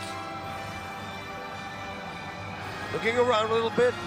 Boom. It's got to be the knee here. Yeah. Right there. Ooh, to the body, that's it. That was it. To the liver. That was it. Did you hear that, ladies and gentlemen? It was a left knee to the liver. Yeah, what is it with these Dutch guys in the liver? Right here. Watch this. Bam! Oh, ooh, more to the solar plexus. Actually, it was more like the ribs in the solar plexus. Yeah. I think it got, oh, that was brutal. Man. Brutal. Here we go again. And now it comes. Different camera angle and boom, yes, it was to the solar plexus. Yeah, right. It was almost to the sternum. It was straight up the middle. You know, tall fighters throwing knees, especially from Holland, it's really a bad situation if you're on the receiving end of that left knee like it was. Alistair Overeem just stunning in victory here in his Pride debut.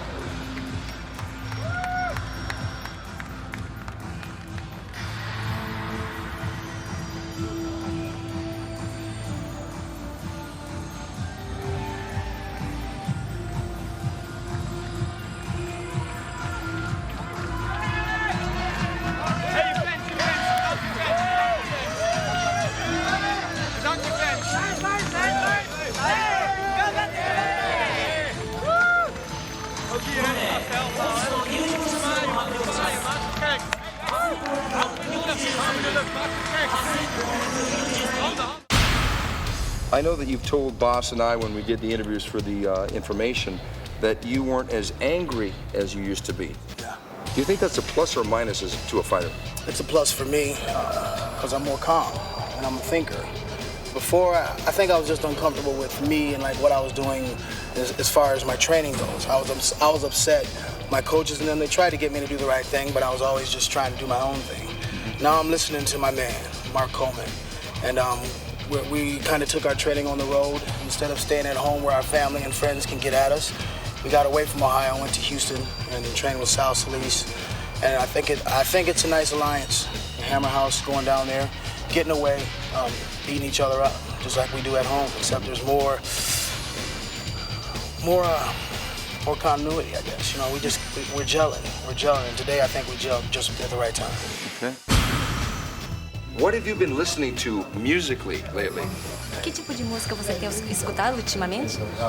Lionel Richie. Lionel Richie, what song? Que músicas? Ah, quase todas. See you.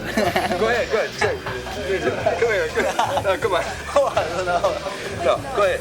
See you, say me, say for always. Oh man, are you singing that to Kevin Randleman? Murilo Ninja, from Shootbox Academy in Curitiba, Brazil, is now going to face Kevin the Monster Randleman. And he is a monster. The last show here at the Pride, yeah, he really showed he was a monster. He showed some flying double knees from top position. You had to see the fight to believe it because you can't explain it. Is he going to take the fight to the ground? Pretty much for sure. But can he keep Murilo on the ground? We don't know. Randleman has said that he wants that Pride middleweight title, which is currently held by Vanderlei Silva, Ninja's stablemate. He's got to get through Ninja first. Boy, that's going to be a tough job. What do you think has the fastest shot in the business? It's got to be me. It's got to be me. I agree. Unless the handler, you know what I mean. But I think I got one of the fastest shots. I'm kind of a counter kind of guy, and if I see the foot coming, I shoot. If I see the hand coming, I duck, get out the way. Even if I get hit, I'm still coming for that shot. I won't take the shot unless I think I'm going to get it, and I won't take the shot unless I want to take you down. Ninja, a lot of women have written in letters that they think that you are the handsomest person they've ever seen. Now, do you ever think about coming to the United States to become a movie star? Eu quero muito conhecer os Estados Unidos, mas ator só se for mais pra frente, lá quando estiver aposentando. Eu faço o que eu gosto, é lutar mesmo, e fico muito feliz com muitos fãs. Eu tenho um site meu, www.muriloninja.com, que vocês vão entrar no site, vão conhecer mais sobre mim, e eu recebo muitos e-mails dos Estados Unidos, de mexicana, de americana, e são muito fã minha, muito fã mesmo.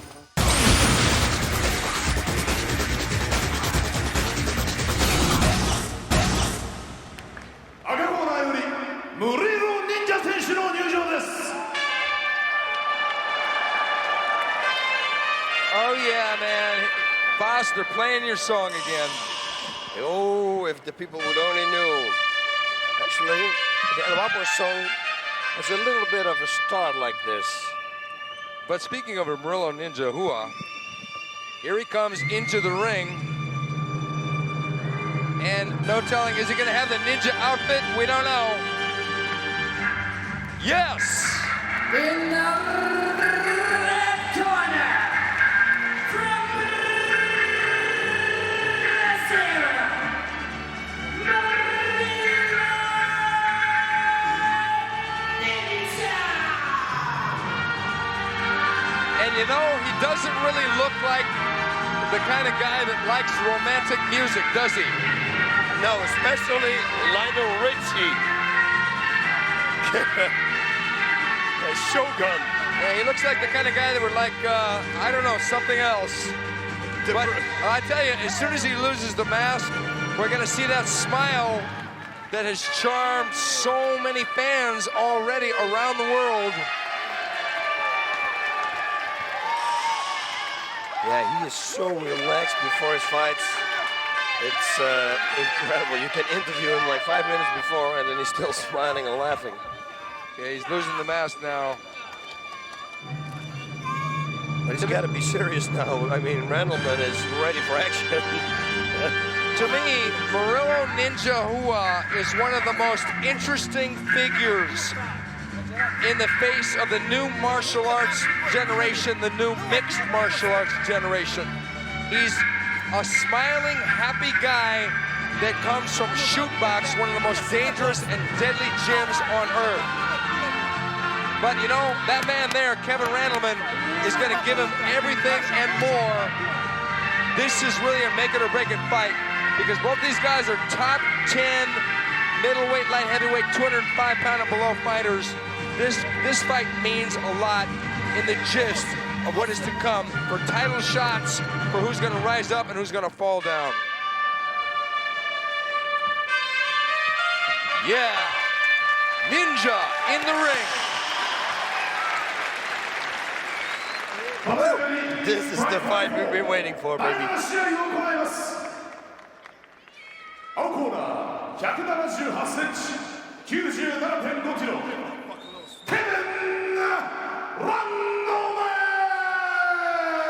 Man, I tell you, Randleman is more pumped than I've seen him ever. Yeah, he's focused. 181センチ 97.5 キロ Murilo Ninja! And Murilo Ninja is focused and, as you said before, boss, relaxed.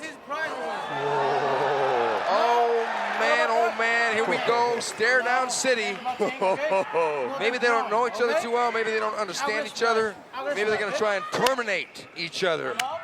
Oh, God, this is going to be something. Come on! It's fights like this that people pay money to see around the world. And here we have it right now, Pride Fighting Championships. Gold Theory 3, Ninja versus Randleman. It's on, folks. Whoa! And there's the takedown already. Well, we knew that was going to happen. It looked like Ninja wanted to trade, and Randleman changed his mind. Thought, nah, not just yet. Left hook, takedown. Well, boss, they're going to restart these guys back in the middle of the ring because they're up against the ropes, which brings to mind, in the last fight where Volk was knocked out with that knee and then went through the ropes, in the Pride Fighting Championships, if a fighter inadvertently goes through the ropes, they stop the fight right then and there and let the fighter regain the fight back in the ring. You can't win a fight by knocking a guy through the ropes. No, we don't allow that. Yeah, that would be ridiculous. Yeah, exactly. But I'm thinking that this fight is going to get restarted in the center of the ring with Kevin on top in the guard of Ninja. But Ninja is like a Houdini escape artist from bottom. Yep, but you know what? I've been underneath Randleman, and he has a very good base. I can tell you that. But we're going to see that base tested in about 10 seconds. Yeah, that's true. When referee Yuji Shimada says fight, we're going to see it tested.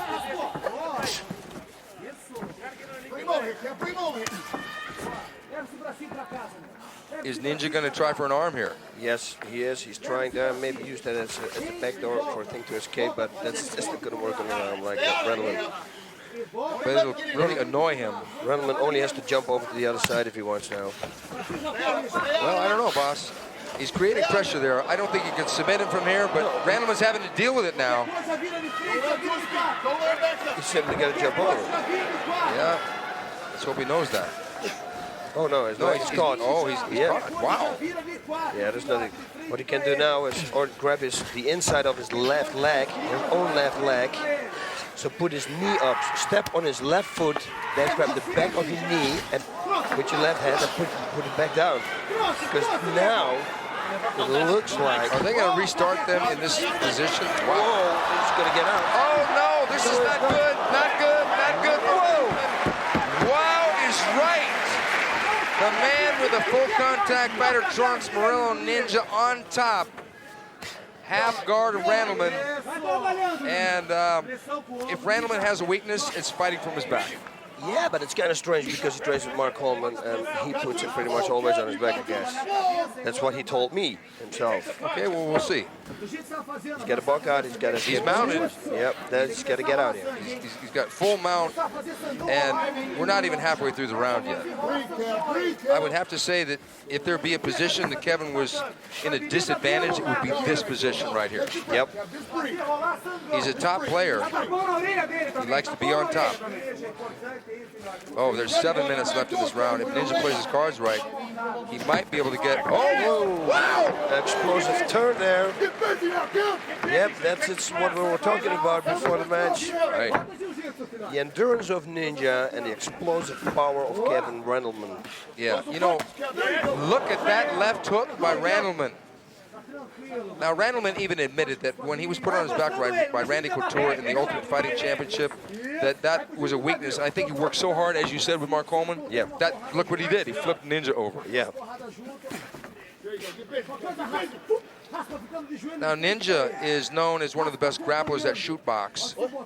So, are we going to see any of his submission attempts? Well, he's got the guard. We saw already one. And he did it very well. Triangle, and Kevin wants to stand back up, and Kevin come blasting in. It's going to be a suplex, I think. But Ninja's got a good... Oh, nice left knee. I like that move. Look at Ninja. Oh, Kevin, was that Kevin tried to suplex and got mounted? Yeah. Okay, he's going to go for a high... Oh, no. Side mount, no. Side mount. Good position for Ninja. Ninja can play around with a Kimura or a key lock and start throwing the knee. Look, he's going the elbow to the body, which is legal here in the Pride Fighting Championships. Kevin should explode now. Bridge as high as he can and then throw Ninja on his back. That's what he should do right now. And Ninja's doing a good job here.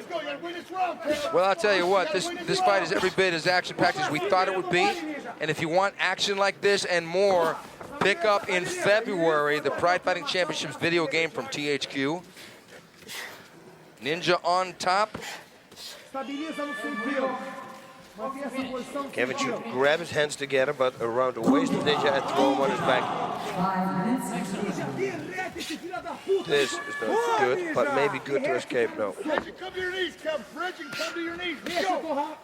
Gotta win this round. Gotta win this round, Kev. Look what Ninja is doing. It's a very smart game. He's cross-facing the face, actually the front of Kevin's face, to this side, and then knees a minute. It's a very smart thing. Well, Ninja tried the mount earlier, and Kevin reversed him. Then he changed his strategy, which to me, I'm sure he got directions directly from his corner. Say, go for side mount. Yep. He's doing it good. Double underhook, Kev. Yep, I hear Mark Coleman saying double underhook and then escape, and that's exactly what he should do. Because he's got all the power to do it. Yeah. He would escape to the left, correct? Bang! Under. Put his right arm underneath Ninja's belly and then just explode him off. Uh-oh. Double underhook, get off that, Kev. Yeah, he can bridge him off. If he does the double underhook like Mark Coleman is telling him, he can do it. He's got to do it because Ninja's hurting him right here. Yes, he is. And this position, just grab your hands together and throw him on his back. As compelling as this is in a warped way, I'd like to see this fight stand back up. Me too, please, yes. I really would. Because Kevin likes to bang a little bit, and we know Ninja does.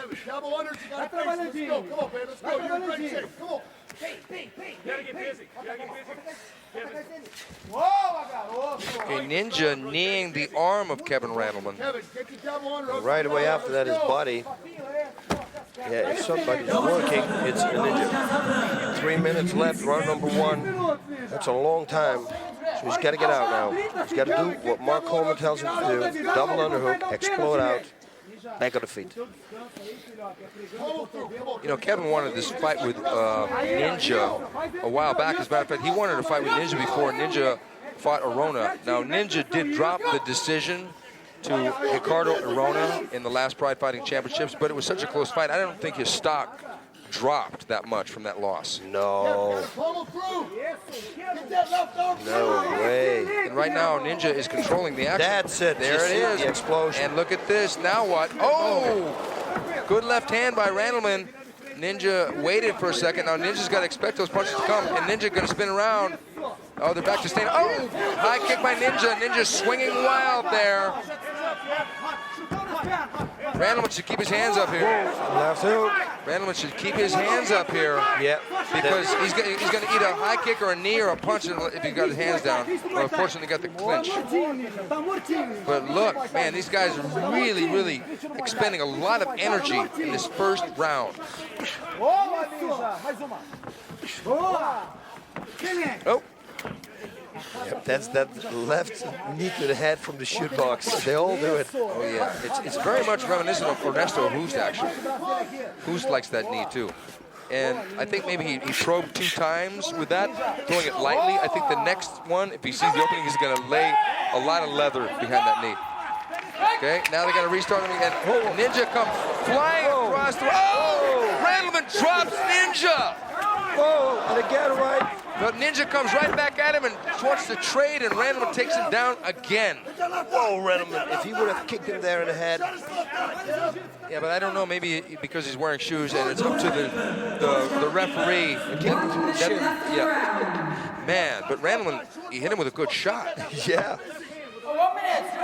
So I think that Randleman's courage in standing probably just leapt up. But, you know, he still took him down. He wanted to maybe, you know, play his game. He doesn't want to sit there and go toe-to-toe with Ninja from shootbox. It gives the guy a chance. You want to win the fight. He's got to start hitting hard now. 30 seconds. Yeah, as this round winds down, we've seen this fight turn and twist and go back and forth. We've seen both men have the advantage. It's just so close already. Like I said before, they're going to have to really rejuvenate themselves. And I think that'll be one of the keys to victory, how quickly each fighter can rejuvenate themselves in the corner. Yep, exactly, man. You took the words right out of my mouth. We know that Nick is a little Terminator. He's got a lot of stamina. Yeah. Oh, but okay, Randleman stands up quickly too. Walks to his corner. Whoa, I can't wait for the start of round number 2. Well, there were a couple of impressive things here, and I would have to say both of them were by Randleman. Number one, he flipped over Ninja really well from the mount. Number two, Randleman dropped Ninja, and I hope we get to see a replay of that, because that was surprising, because Ninja wanted to, you know, get into a shootout with him standing, and Randleman, you know, he said, all right, check this out, and then bop. Now here it is, he's going for the hammerlock from the half guard, and this created a lot, but Randleman escaped, and it was, look at this, ooh, he almost got into trouble, but got back into, like, guard. He got out of trouble there. Yeah, Ninja didn't lock his feet together tight enough. Otherwise, he could have finished the fight. Right? Look at that explosive power. Man. And now he starts hitting him, bang, bang, and talking to him, I think. Wow. Okay. Now, here we go. Let's see this. Watch. Whoa, yeah. Watch this punch, right? Oh, you know what? It was kind of a slip. It was kind of a slip because he didn't really catch him clean with a punch. It was more of a slip. Well, it looked like a punch, but it was a slip. So, wow. That was a close fight because Ninja went for the submissions. Randleman definitely got the takedowns. Got a couple real key reversals. And landed a couple good punches from Ninja's blind side. A very competitive match so far. Coleman just screaming instructions, getting Randleman more wound up, but you know, you really don't need to do that. He's already wound up. Yeah. It's non-stop. Everywhere you see him, there's one bolt of lightning walking. Energy. That's what you think about if you see him. And he's ready to go again. Randleman's first 2 fights in the Pride Fighting Championships were against much easier opponents than Ninja, so he's really stepping up in class here, although he's been in with some great fighters like Randy Couture and Pedro Hizzo. But now he's back in the A class with Ninja. And Ninja, he always gets tough guys. Just coming off a fight with Arona. And before that, it was Mario Sperry. Wow, it's just everybody's waiting for the explosion. Yeah, I think Ninja's corner said, be patient and pick your shots. Oh, and he goes right into a body lock and it's taken down again. Now Kevin got to escape that half guard.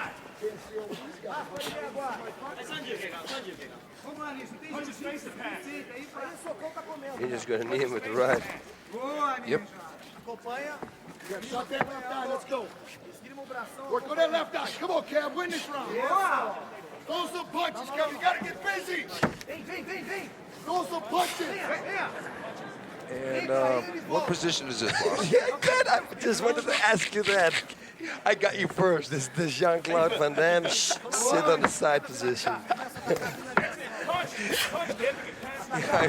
Man, Randleman's limber. Yeah, oh, yeah. I mean, this guy should be throwing high kicks with that kind of an extension on those legs. And with the power in them, whoa, that would be a scary thought right there. Yeah.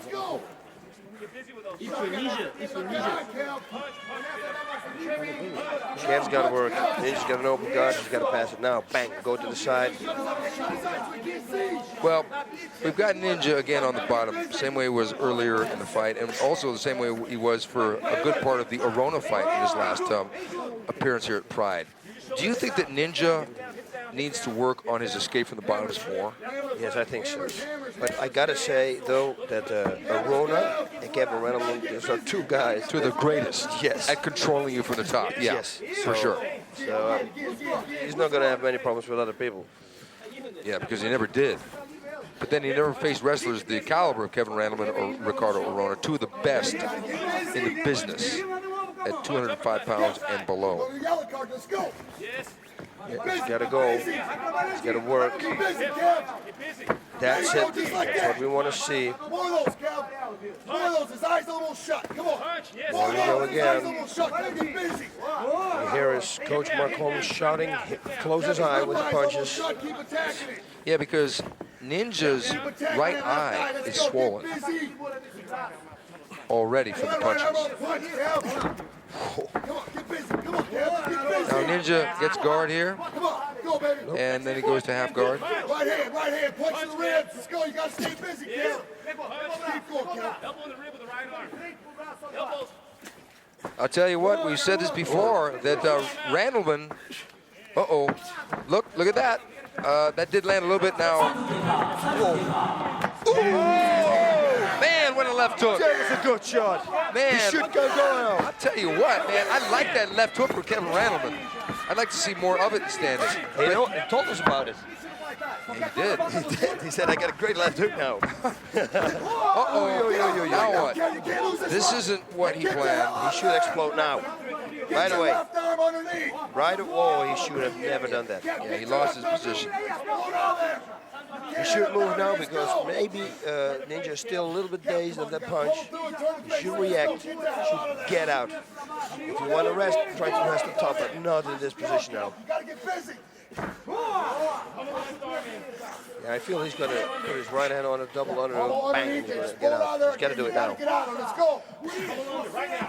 Well, Randleman has stated his intentions quite clearly that he has got his eyes on that middleweight title. If he gets through Ninja, then it would seem to be a clear path that he would want to challenge Vanderlei Silva in a title shot, and that would be a legitimate challenger. It's either him or Arona. But what I'm seeing here, I'm very impressed with Randleman because of the way he's handled Ninja thus far. Now Ninja is on top. If Ninja can turn the tide, then Ninja is kind of almost at a dead-end road because his stablemate is the champion. Yeah. But he's got plenty of other fights, like maybe a rematch with Arona. A lot of other fights out there for him. And Ninja did say he wanted to fight Paulo Filho from Brazilian Top Team. Wow.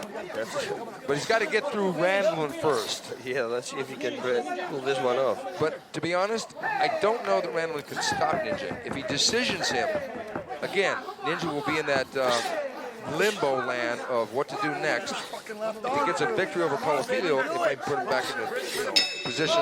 Okay, Ninja on top at the end of that round, boss. It's close right now. It's close. I see Ninja, we can't see it on the screen, limping back a little bit to his corner. Randleman's jumped up like he has nothing. So round 3, I think he's going to come out, and he's got to throw the left hook, man. Yeah, and follow it up with the right straight.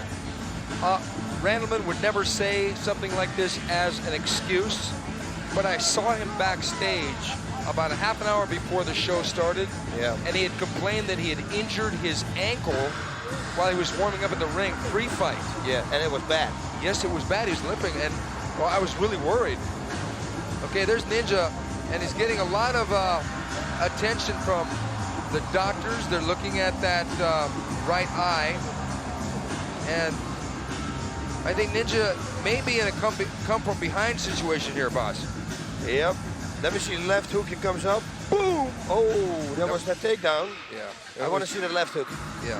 It was a takedown off of Kevin's own right hand, Look how Kevin keeps his eyes right on Ninja. Perfect. He throws that right hand right here. Look at this. Boom. And you know, Ninja rolled with it, but then he got right into a body lock and what a power. Let's look at this power. Yeah. And I mean, at 205 pounds, there's not too many people that can stand up without getting taken down against Kevin Randleman. Jesus. What a force. You know, just for takedowns, it might be interesting to see Randleman and Arona see who took who down, but I think Randleman will get him down. Yeah, he will take him down. I asked Kevin who had the fastest shot, like as in to try to get a takedown in the business. He says, I do. But then he said, well, deferring to Mark Coleman, of course. Yeah, okay. I just wanted to say, listen, my Glock 17 has, but right away you said he was referring to the takedowns. Yeah. But I think Ninja knows he's got to get into gear here. He's got to do some damage, but man, Randleman is giving him some problems. Randleman's hard to hit. Oh, that's good. And it hit him. Look, he's got him. Oh, if he knocks out Ninja, that will be. I'd like to see Randleman try and. He pulls it. He's got. Oh my God! Ninja was stunned. He couldn't see. Yeah. I think he couldn't see. He closed his eye. You see, still. Yeah, he's still. That's where the referee's going to look at. It's too much open. I'm telling you. Oh, he cut him. Oh. Now that's a left hook. That is a left hook. Man. Boss, I'm telling you. He told us. I've seen some good left hooks, but that is a weapon right there. That is a serious weapon. Now we got plenty of doctors because we want to ensure the safety of the fighter. And Ninja's got to know he's in a bad situation.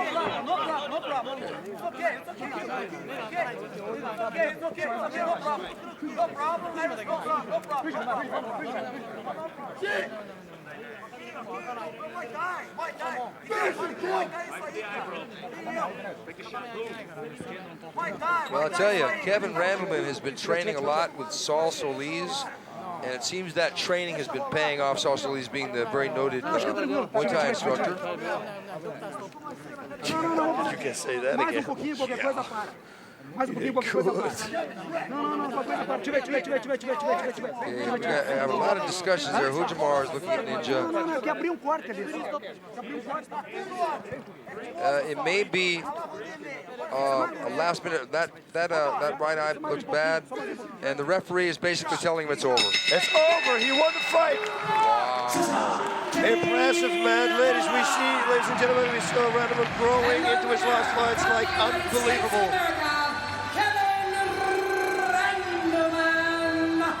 Boss, I tell you, man, Kevin Randleman never ceases to surprise us or amaze us. In his last appearance,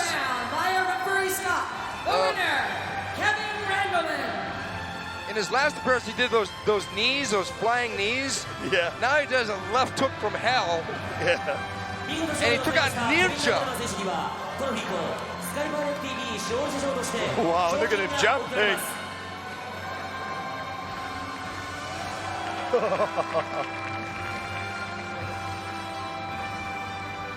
This is a great and big victory for Kevin Randleman. Okay, it was 20 seconds of round number 3 by that. Oh, man. Oh, my God. And now watch the onslaught he's going to do now. What a brutal shot. Ninja dropped his hands and bang. You know, Boss, that's the counter for the left inside kick. Yeah. I mean, when you throw a left kick, it's a left hook. We see it works. Oh, God.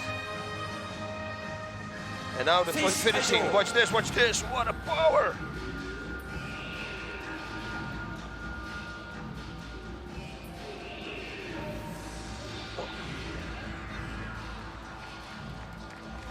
Whoa, Kevin. Man, left hook. Woo! I'll tell you what now. It's got to be Randleman versus Vanderlei. It's got to be. That fight must happen now. Because in a lot of ways, Ninja was the gatekeeper of the shootbox team of the Pride Middleweight Championships. And now that gatekeeper has been stopped. literally, and this is a huge setback for Ninja. It won't be the end because he's so young and so talented, but he's going to have to go back to the drawing board a little bit, whereas Randleman, his stock has skyrocketed. Skyrocketed, exactly like you said. He's getting better every hour. This is going to be very scary, man. He's going to dominate the middleweight division.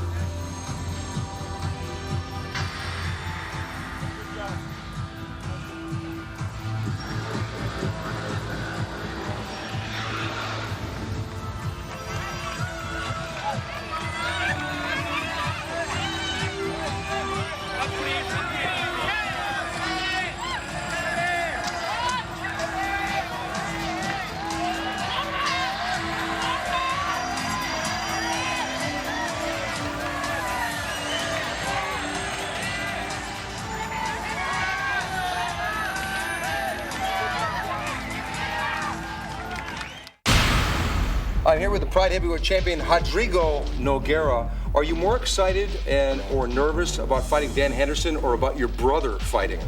Yeah, they're both. Yeah, the Henderson a pretty good fighter. I had a fight with him once. Now I got the rematch. I have a chance to change that. But my brother's gonna fight today. He's my twin brother, you know. So I'm very excited about this fight. Okay. And what is your motivation besides revenge for Dan Henderson? Because I think that the result was unfair. In the first decision? Yeah, the first decision. And now I have a chance to change that for my career. So I think I can beat him. I'm gonna try to show that today for the Pride fans. Antônio Rodrigo Minotauro Nogueira is the Pride Heavyweight Champion, and he suffered his only loss against dangerous Dan Henderson, and he wants revenge. That's what he wants. Revenge. Revenge. That's one thing on his mind. He improved dramatically since that fight. He improved in boxing, on the ground, in everything he does. So, and he is the champion. He beat pretty much everybody on this planet. People around the world consider him the top fighter in the sport, the top fighter in the world, and rightfully so, because he's trashed everybody. Dan Henderson has got a tall order. He's probably going to end up on the short end tonight. Now, you've fought Bob Sapp, Sammy Schultz, and both of those guys were giants. You were the giant killer now. Is the role reversed, and now is Dan Henderson the giant killer? Yeah, I mean, he's not the giant killer today, come on. I'm the giant killer. He's smaller than me, he's much faster. It's totally different technique I have to show today, you know. I gotta be much faster than last match, and I'm in better shape now. I hope I can do it.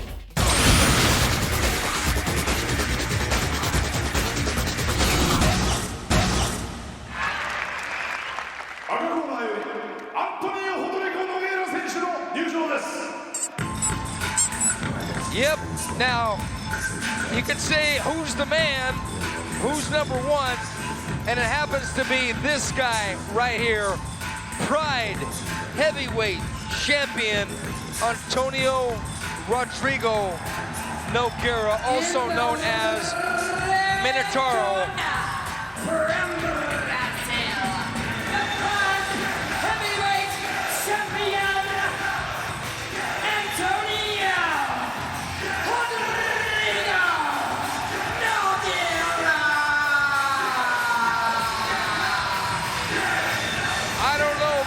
I think this guy looks focused as you could be. Whoa. I mean, you would have thought maybe because he fought such guys like Bob Sapp and people like that, he might take Dan Henderson lightly. But because Dan Henderson gave him that only loss, I think he's got extra motivation in this fight. Yeah, and I saw pictures of that fight of him, and his body is in a totally different shape right now. He looks leaner. It was also rings rules, which means no punching on the ground. His boxing improved. Man, he wants revenge. That's one thing for sure. We talked about it already, but is he gonna get it? We don't know. I'm trying to think of a scenario which would favor Dan Henderson in this fight, and I can't. Can you? No, to tell you the truth, no, I can't. The scenario would be, because Dan is Greco, close the distance, upper body throw, and then just laying for control. But I think as soon as he starts moving a little bit, his knees or throwing knees, he's going to go in the guard of Nogueira, and Nogueira will go for submissions. Yeah, we all know it. He's unbeatable there when somebody's in his guard. And I think because Nogueira has improved vastly in a standing game, that is not going to be a good situation for Dan either. Even though Dan does have the good right hand, he's going to be at a reach disadvantage and a height disadvantage. And Nogueira's got real straight punches as he exhibited against Heath Herring. Let's go up to K. Grant.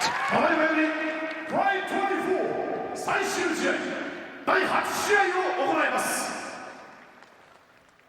青コーナー180センチ88キロダン・ヘンダーソン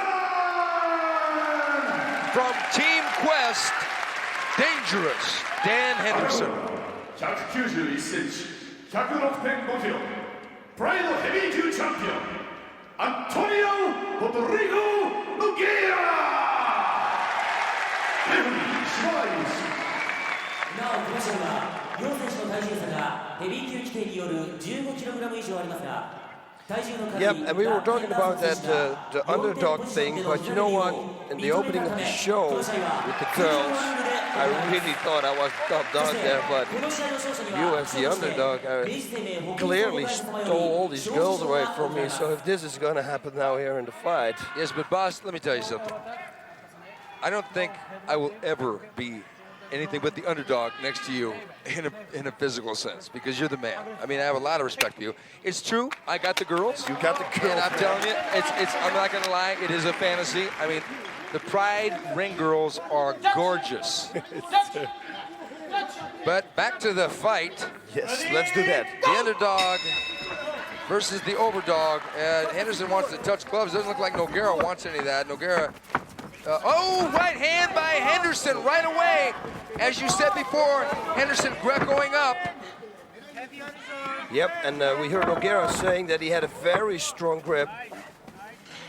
Yeah, meaning Henderson. Henderson, yes. He said that Henderson's grip is so very strong, it's unbelievable. Look at this, I can't believe this Henderson on top.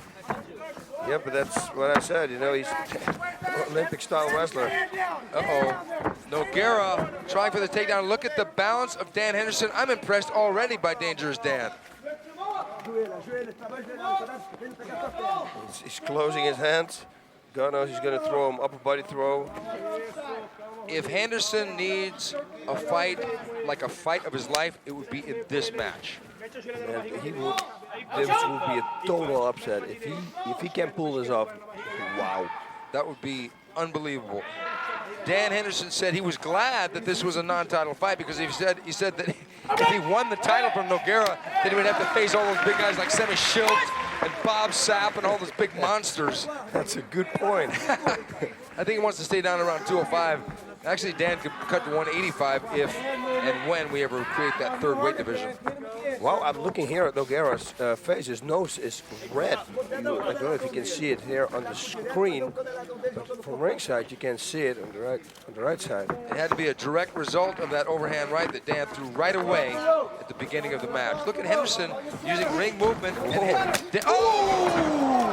this! Henderson just throwing that thing like there's no tomorrow. And now he's got double underhooks, and he's a Greco guy. Yeah. He's back on the rope.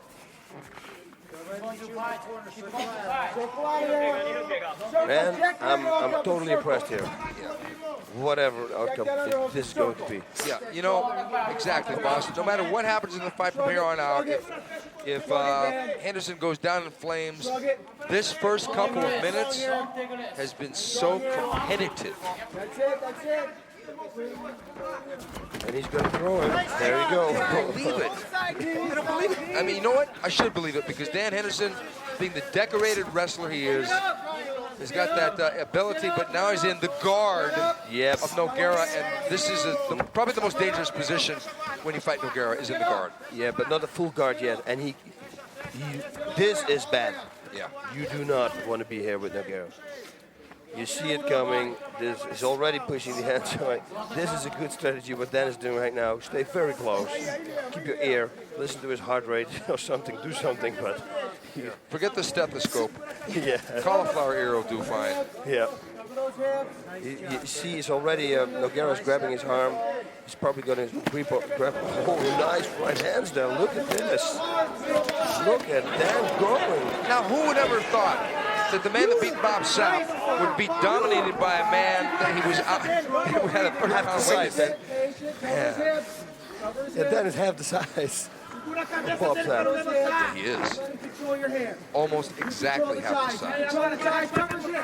At least weight-wise. Circle the hips, circle the covers You hips. see Nogueira's looking for that submission. The biceps, the wrists, but that is strong as a mule. Now he goes. There we go. He's got to get out here. Yeah, he's going to get out, but the thing is he going to get omoplata here? Yeah. This is not good at all. He's got to go to the other side. Yeah. He's got to step over. But Nogueira's got a good grip. That's a good thing to do. Step more over, then you get a pull-out. Okay, what's going to happen now? Nogueira knows everything. Whoa, he's got to flip out. Yeah, he's got to get omoplata here. No, then he's got to roll out. Front roll right now. Like over his shoulder. Bang. Wouldn't he go right into an armbar if he did that? No, because you can pull it out while he's rolling. Now he's going to get. Now he's going to get a serious drop. I don't think he's going to get out of this, boss. It looks like he is. If he does, I'm going to stand up and cheer. But I tell you, he should roll out. Yeah, now Nogueira holds his legs. You see? He should have rolled out and pulled. Roll and pull the arm out. See, he's got the arm locked. Nogueira could go for a choke here. Wow. Head up. Keep coming. Keep coming. Keep coming. Dan is almost, if he gets out of this. No, it's going to be, this is probably going to be over. Yeah. Look, all he has to do is turn his body. He's going to twist that arm. He's going to twist that arm. Wow. Now, this is a technician here, folks. This is unbelievable. Yeah. It's unbelievable that he's still here. Yeah. Nogueira if Nogueira let his arm go, he's going to roll out. He's going to get out. Yeah. He's going to get out. Look at this. He's getting out. Oh, my goodness. Oh, look at this. Wow. And look at the guillotine here. Dan Henderson. Oh, man. Throw the knees. Man, can you believe that? That was impressive. I've seen Dan Henderson fight a lot, and this is the best I've ever seen him fight. It's unbelievable. Oh my God, what must Nogueira think right now? But Nogueira is not rattled because Nogueira's been in situation. Oh, he's going for going for the hammerlock here. You got to stretch his, he's got a good escape attempt already here. Now he's got to pull his other arm out. No, don't let him close that down because now he's going to lose it. He's going to lose it. Oh, he's got to stretch that arm, keep it stretched. If Nogueira can bend it, it's going to be over. If he can stretch it, maybe he can outpower it. He's got it bent. Yep, but what he wants to do, he wants to touch that Henderson. See, if he would push the hand of that Henderson on that Henderson's back, that is bad, and then he can finish it. This is unreal. This is high drama here in Fukuoka, Japan. A lot of people just wrote this off as a shutout for Nogueira. It has been anything but that. Dan Henderson has taken Nogueira down. He's punched him. He's gotten out of numerous submissions. Who would have thought it? I never go arm wrestling with Dan Henderson. That's one thing for sure. Look at this. He's going to do it again. He's going to roll the other side. 3 minutes left in the round. He's going to roll the other side. That's it. He just popped right out. Look at this. Whoa. You know, I tell you, people may say, oh, I can... Look at this. This is just incredible. Nogueira's going to be thinking, uh-oh, but not yet.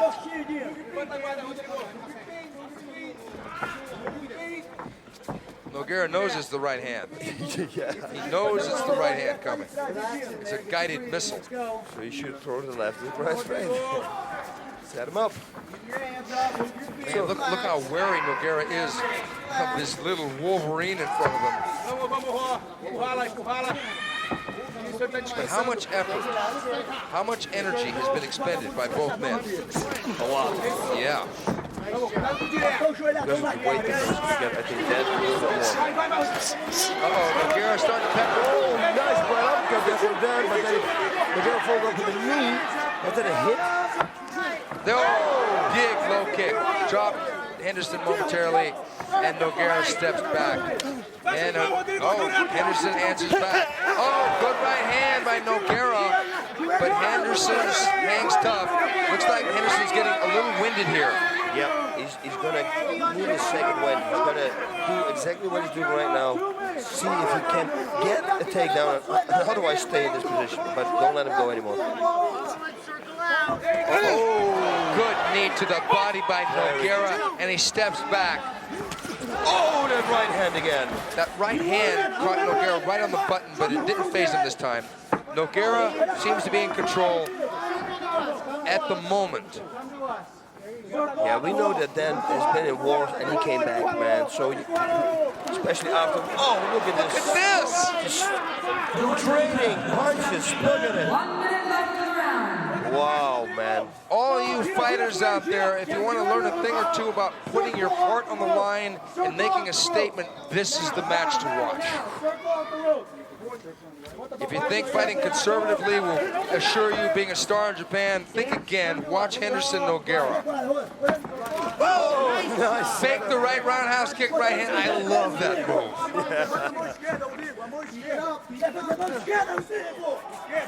Man, 30 seconds left in the first round. Who could have thought that it would go this far? Man, I'm so impressed. Look at this. I think he's gonna ride it out. He's gonna try and regroup, and there's a takedown. And the mount, it's too late though. If he can submit him in the 5 seconds left, I don't think so. But this is the same position that they were in their first fight for the majority of that first match was in the Rings organization. Nogueira in control. Whoa! Nogueira's got to be thinking that Henderson, dude, man. He's going to be thinking, what the hell's going on here? Oh, damn it. This is not supposed to happen.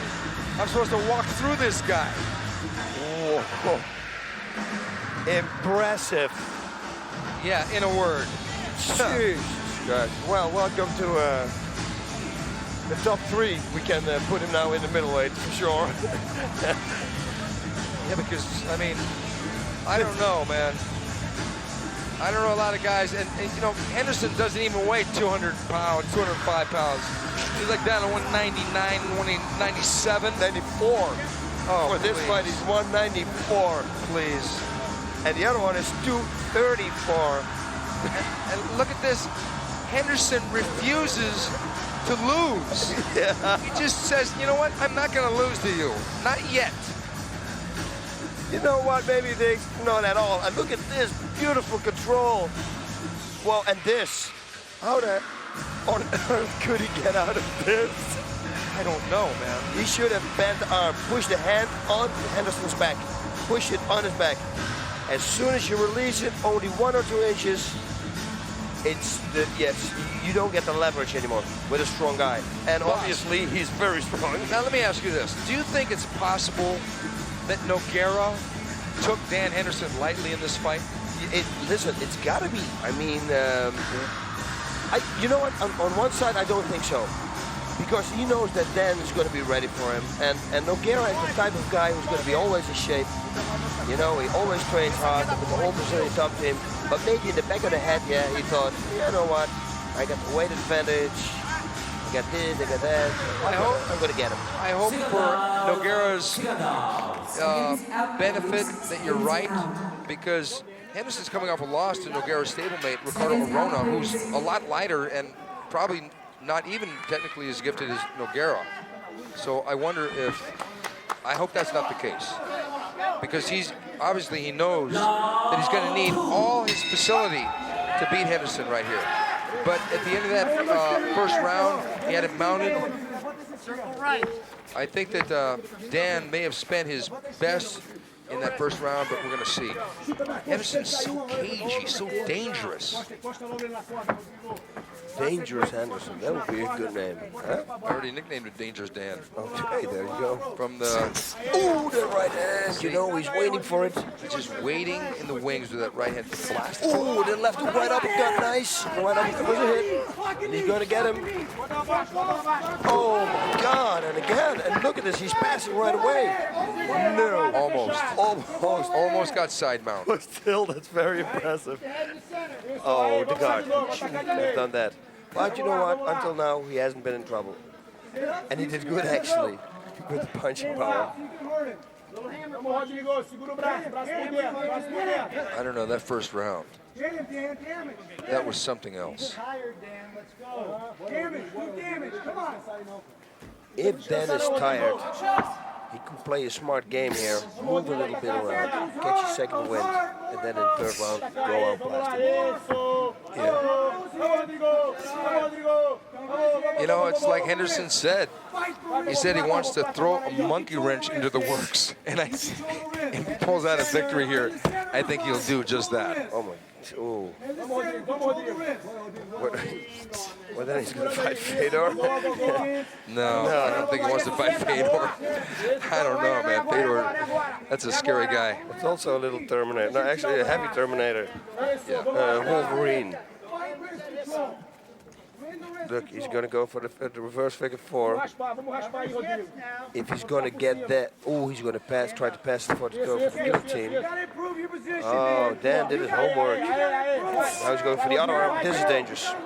This is dangerous because he can get it, and otherwise he can turn Dan. And then Nogueira gets the mount. Nogueira being patient, doesn't have it locked completely yet, but getting close. Then he's got to escape now the guard. He's got to right away. He's got to stretch his legs. He's got to go to the other side. He's got to get out. He's got to get out. He cannot let him close the guard. No, he's really got to watch out for that.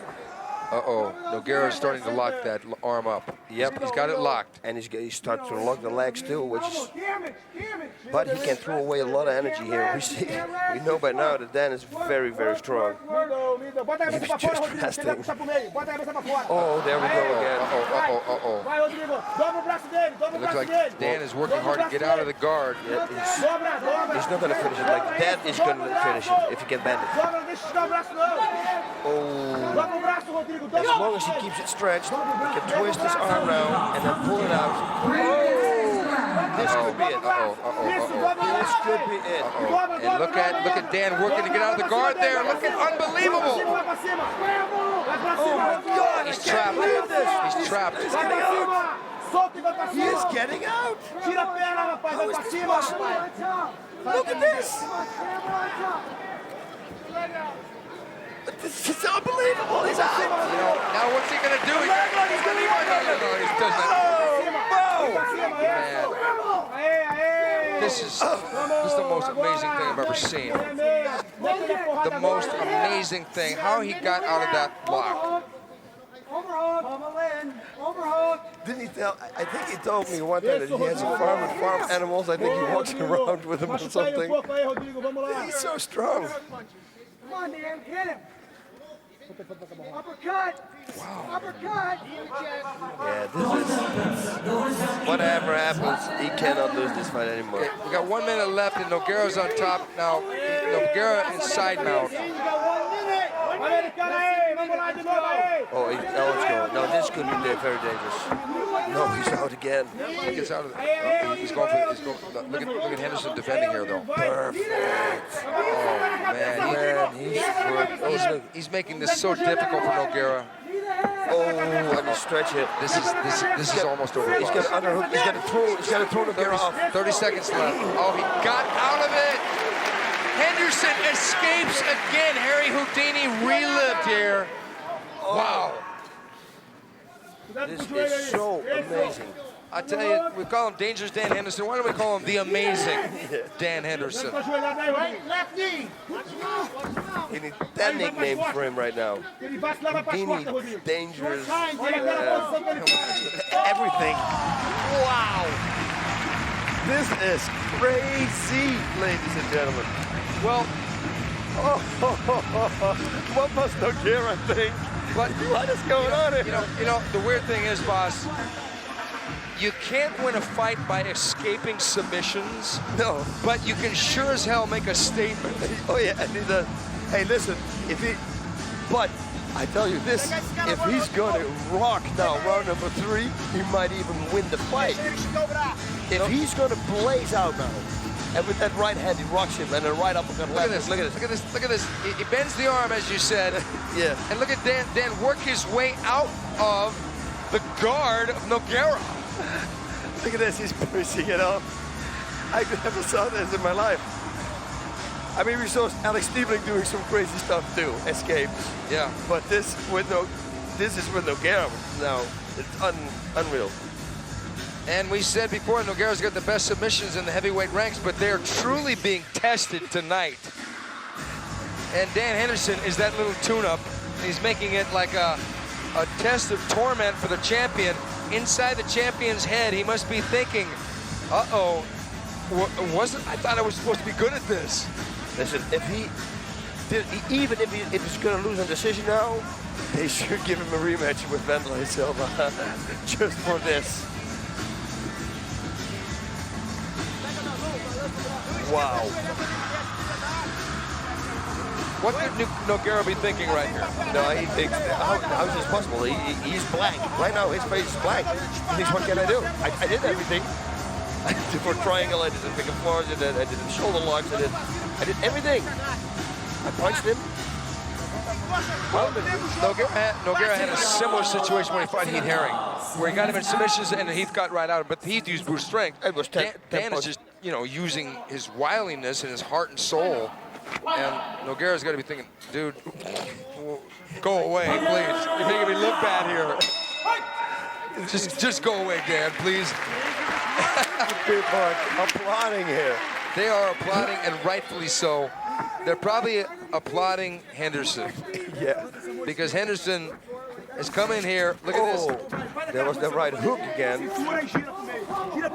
Smart money was on Nogueira by a first-round submission. Oh, good trip takedown, and Nogueira got the mount. And boss, theoretically, this fight should be over soon. Yeah, but it should. Theoretically. Yeah. But all theory went out the window in those first 2 rounds. Yeah. So we're only going to speak theoretically because in actuality, it's Dan Henderson in there. Yeah. I got so much respect here right now. This is unbelievable. Nogueira now in mount. He's probably thinking, okay, you know what? No more Mr. Nice Guy. No more submissions. No, that's what I wanted to say. He's not going to go for straight armbar because he's going to get out of it. Yeah. He couldn't submit him in their first fight. And so far, in this non-title fight, Nogueira has not been able to submit Dan Henderson, and it had him so close how many times? I mean, it's just been ridiculous. Look at this. Get a figure 4. If he can.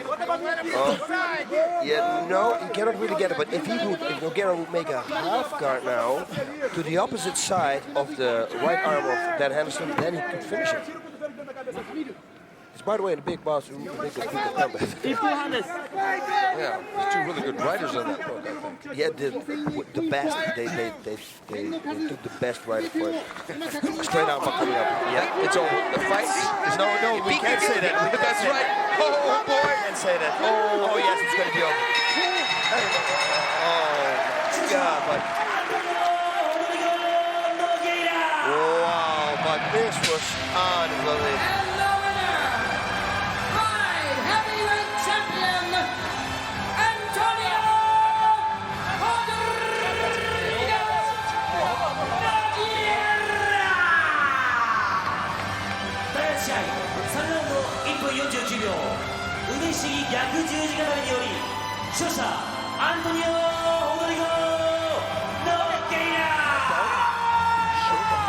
Ref stops. The ref stops. Ref stops.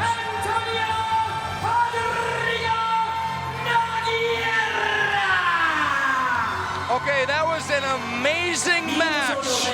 And we did see what we expected to see, but Nogueira had to go through hell and high water and he had to be really afraid that he was not going to win or submit him, but he got the submission victory over dangerous Dan Henderson, and it was 1 minute 49 seconds of round number 3 by armbar. But boss, what can you say about Henderson? We're talking about it all the time now. Here we see the armbar slipping on again on screen. He escaped everything. This guy is so strong. I know for a fact that Nogueira right now, he's got to know that he's got to go to that. He's got to say, okay, man, you are unbelievable. I think Dan Henderson deserves to jump back in the high part of the mix of the middleweight 205-pound division. I think what's going to happen here, Kevin Randleman was another guy who made a huge statement tonight when he stopped Murilo Ninja. So we got Dan Henderson, we got, these wrestlers, what's going on? Ron Waterman came in here, another wrestler. Dan Henderson, another wrestler. The wrestlers had a field day tonight. Well, it's this Pride, it started off a little slow, but then it became exactly what we wanted, and this main event was the main event. This was a great show. What an unbelievable escape attempts, submission attacks. I'm speechless. Throughout the whole fight, I said it, I'm speechless. Well, I'll tell you what, folks. We got the Pride video game. Don't forget to tune in to the www.pridefc.com for all the details. The video game is going to come out in February. We got the dolls. Only order on the website.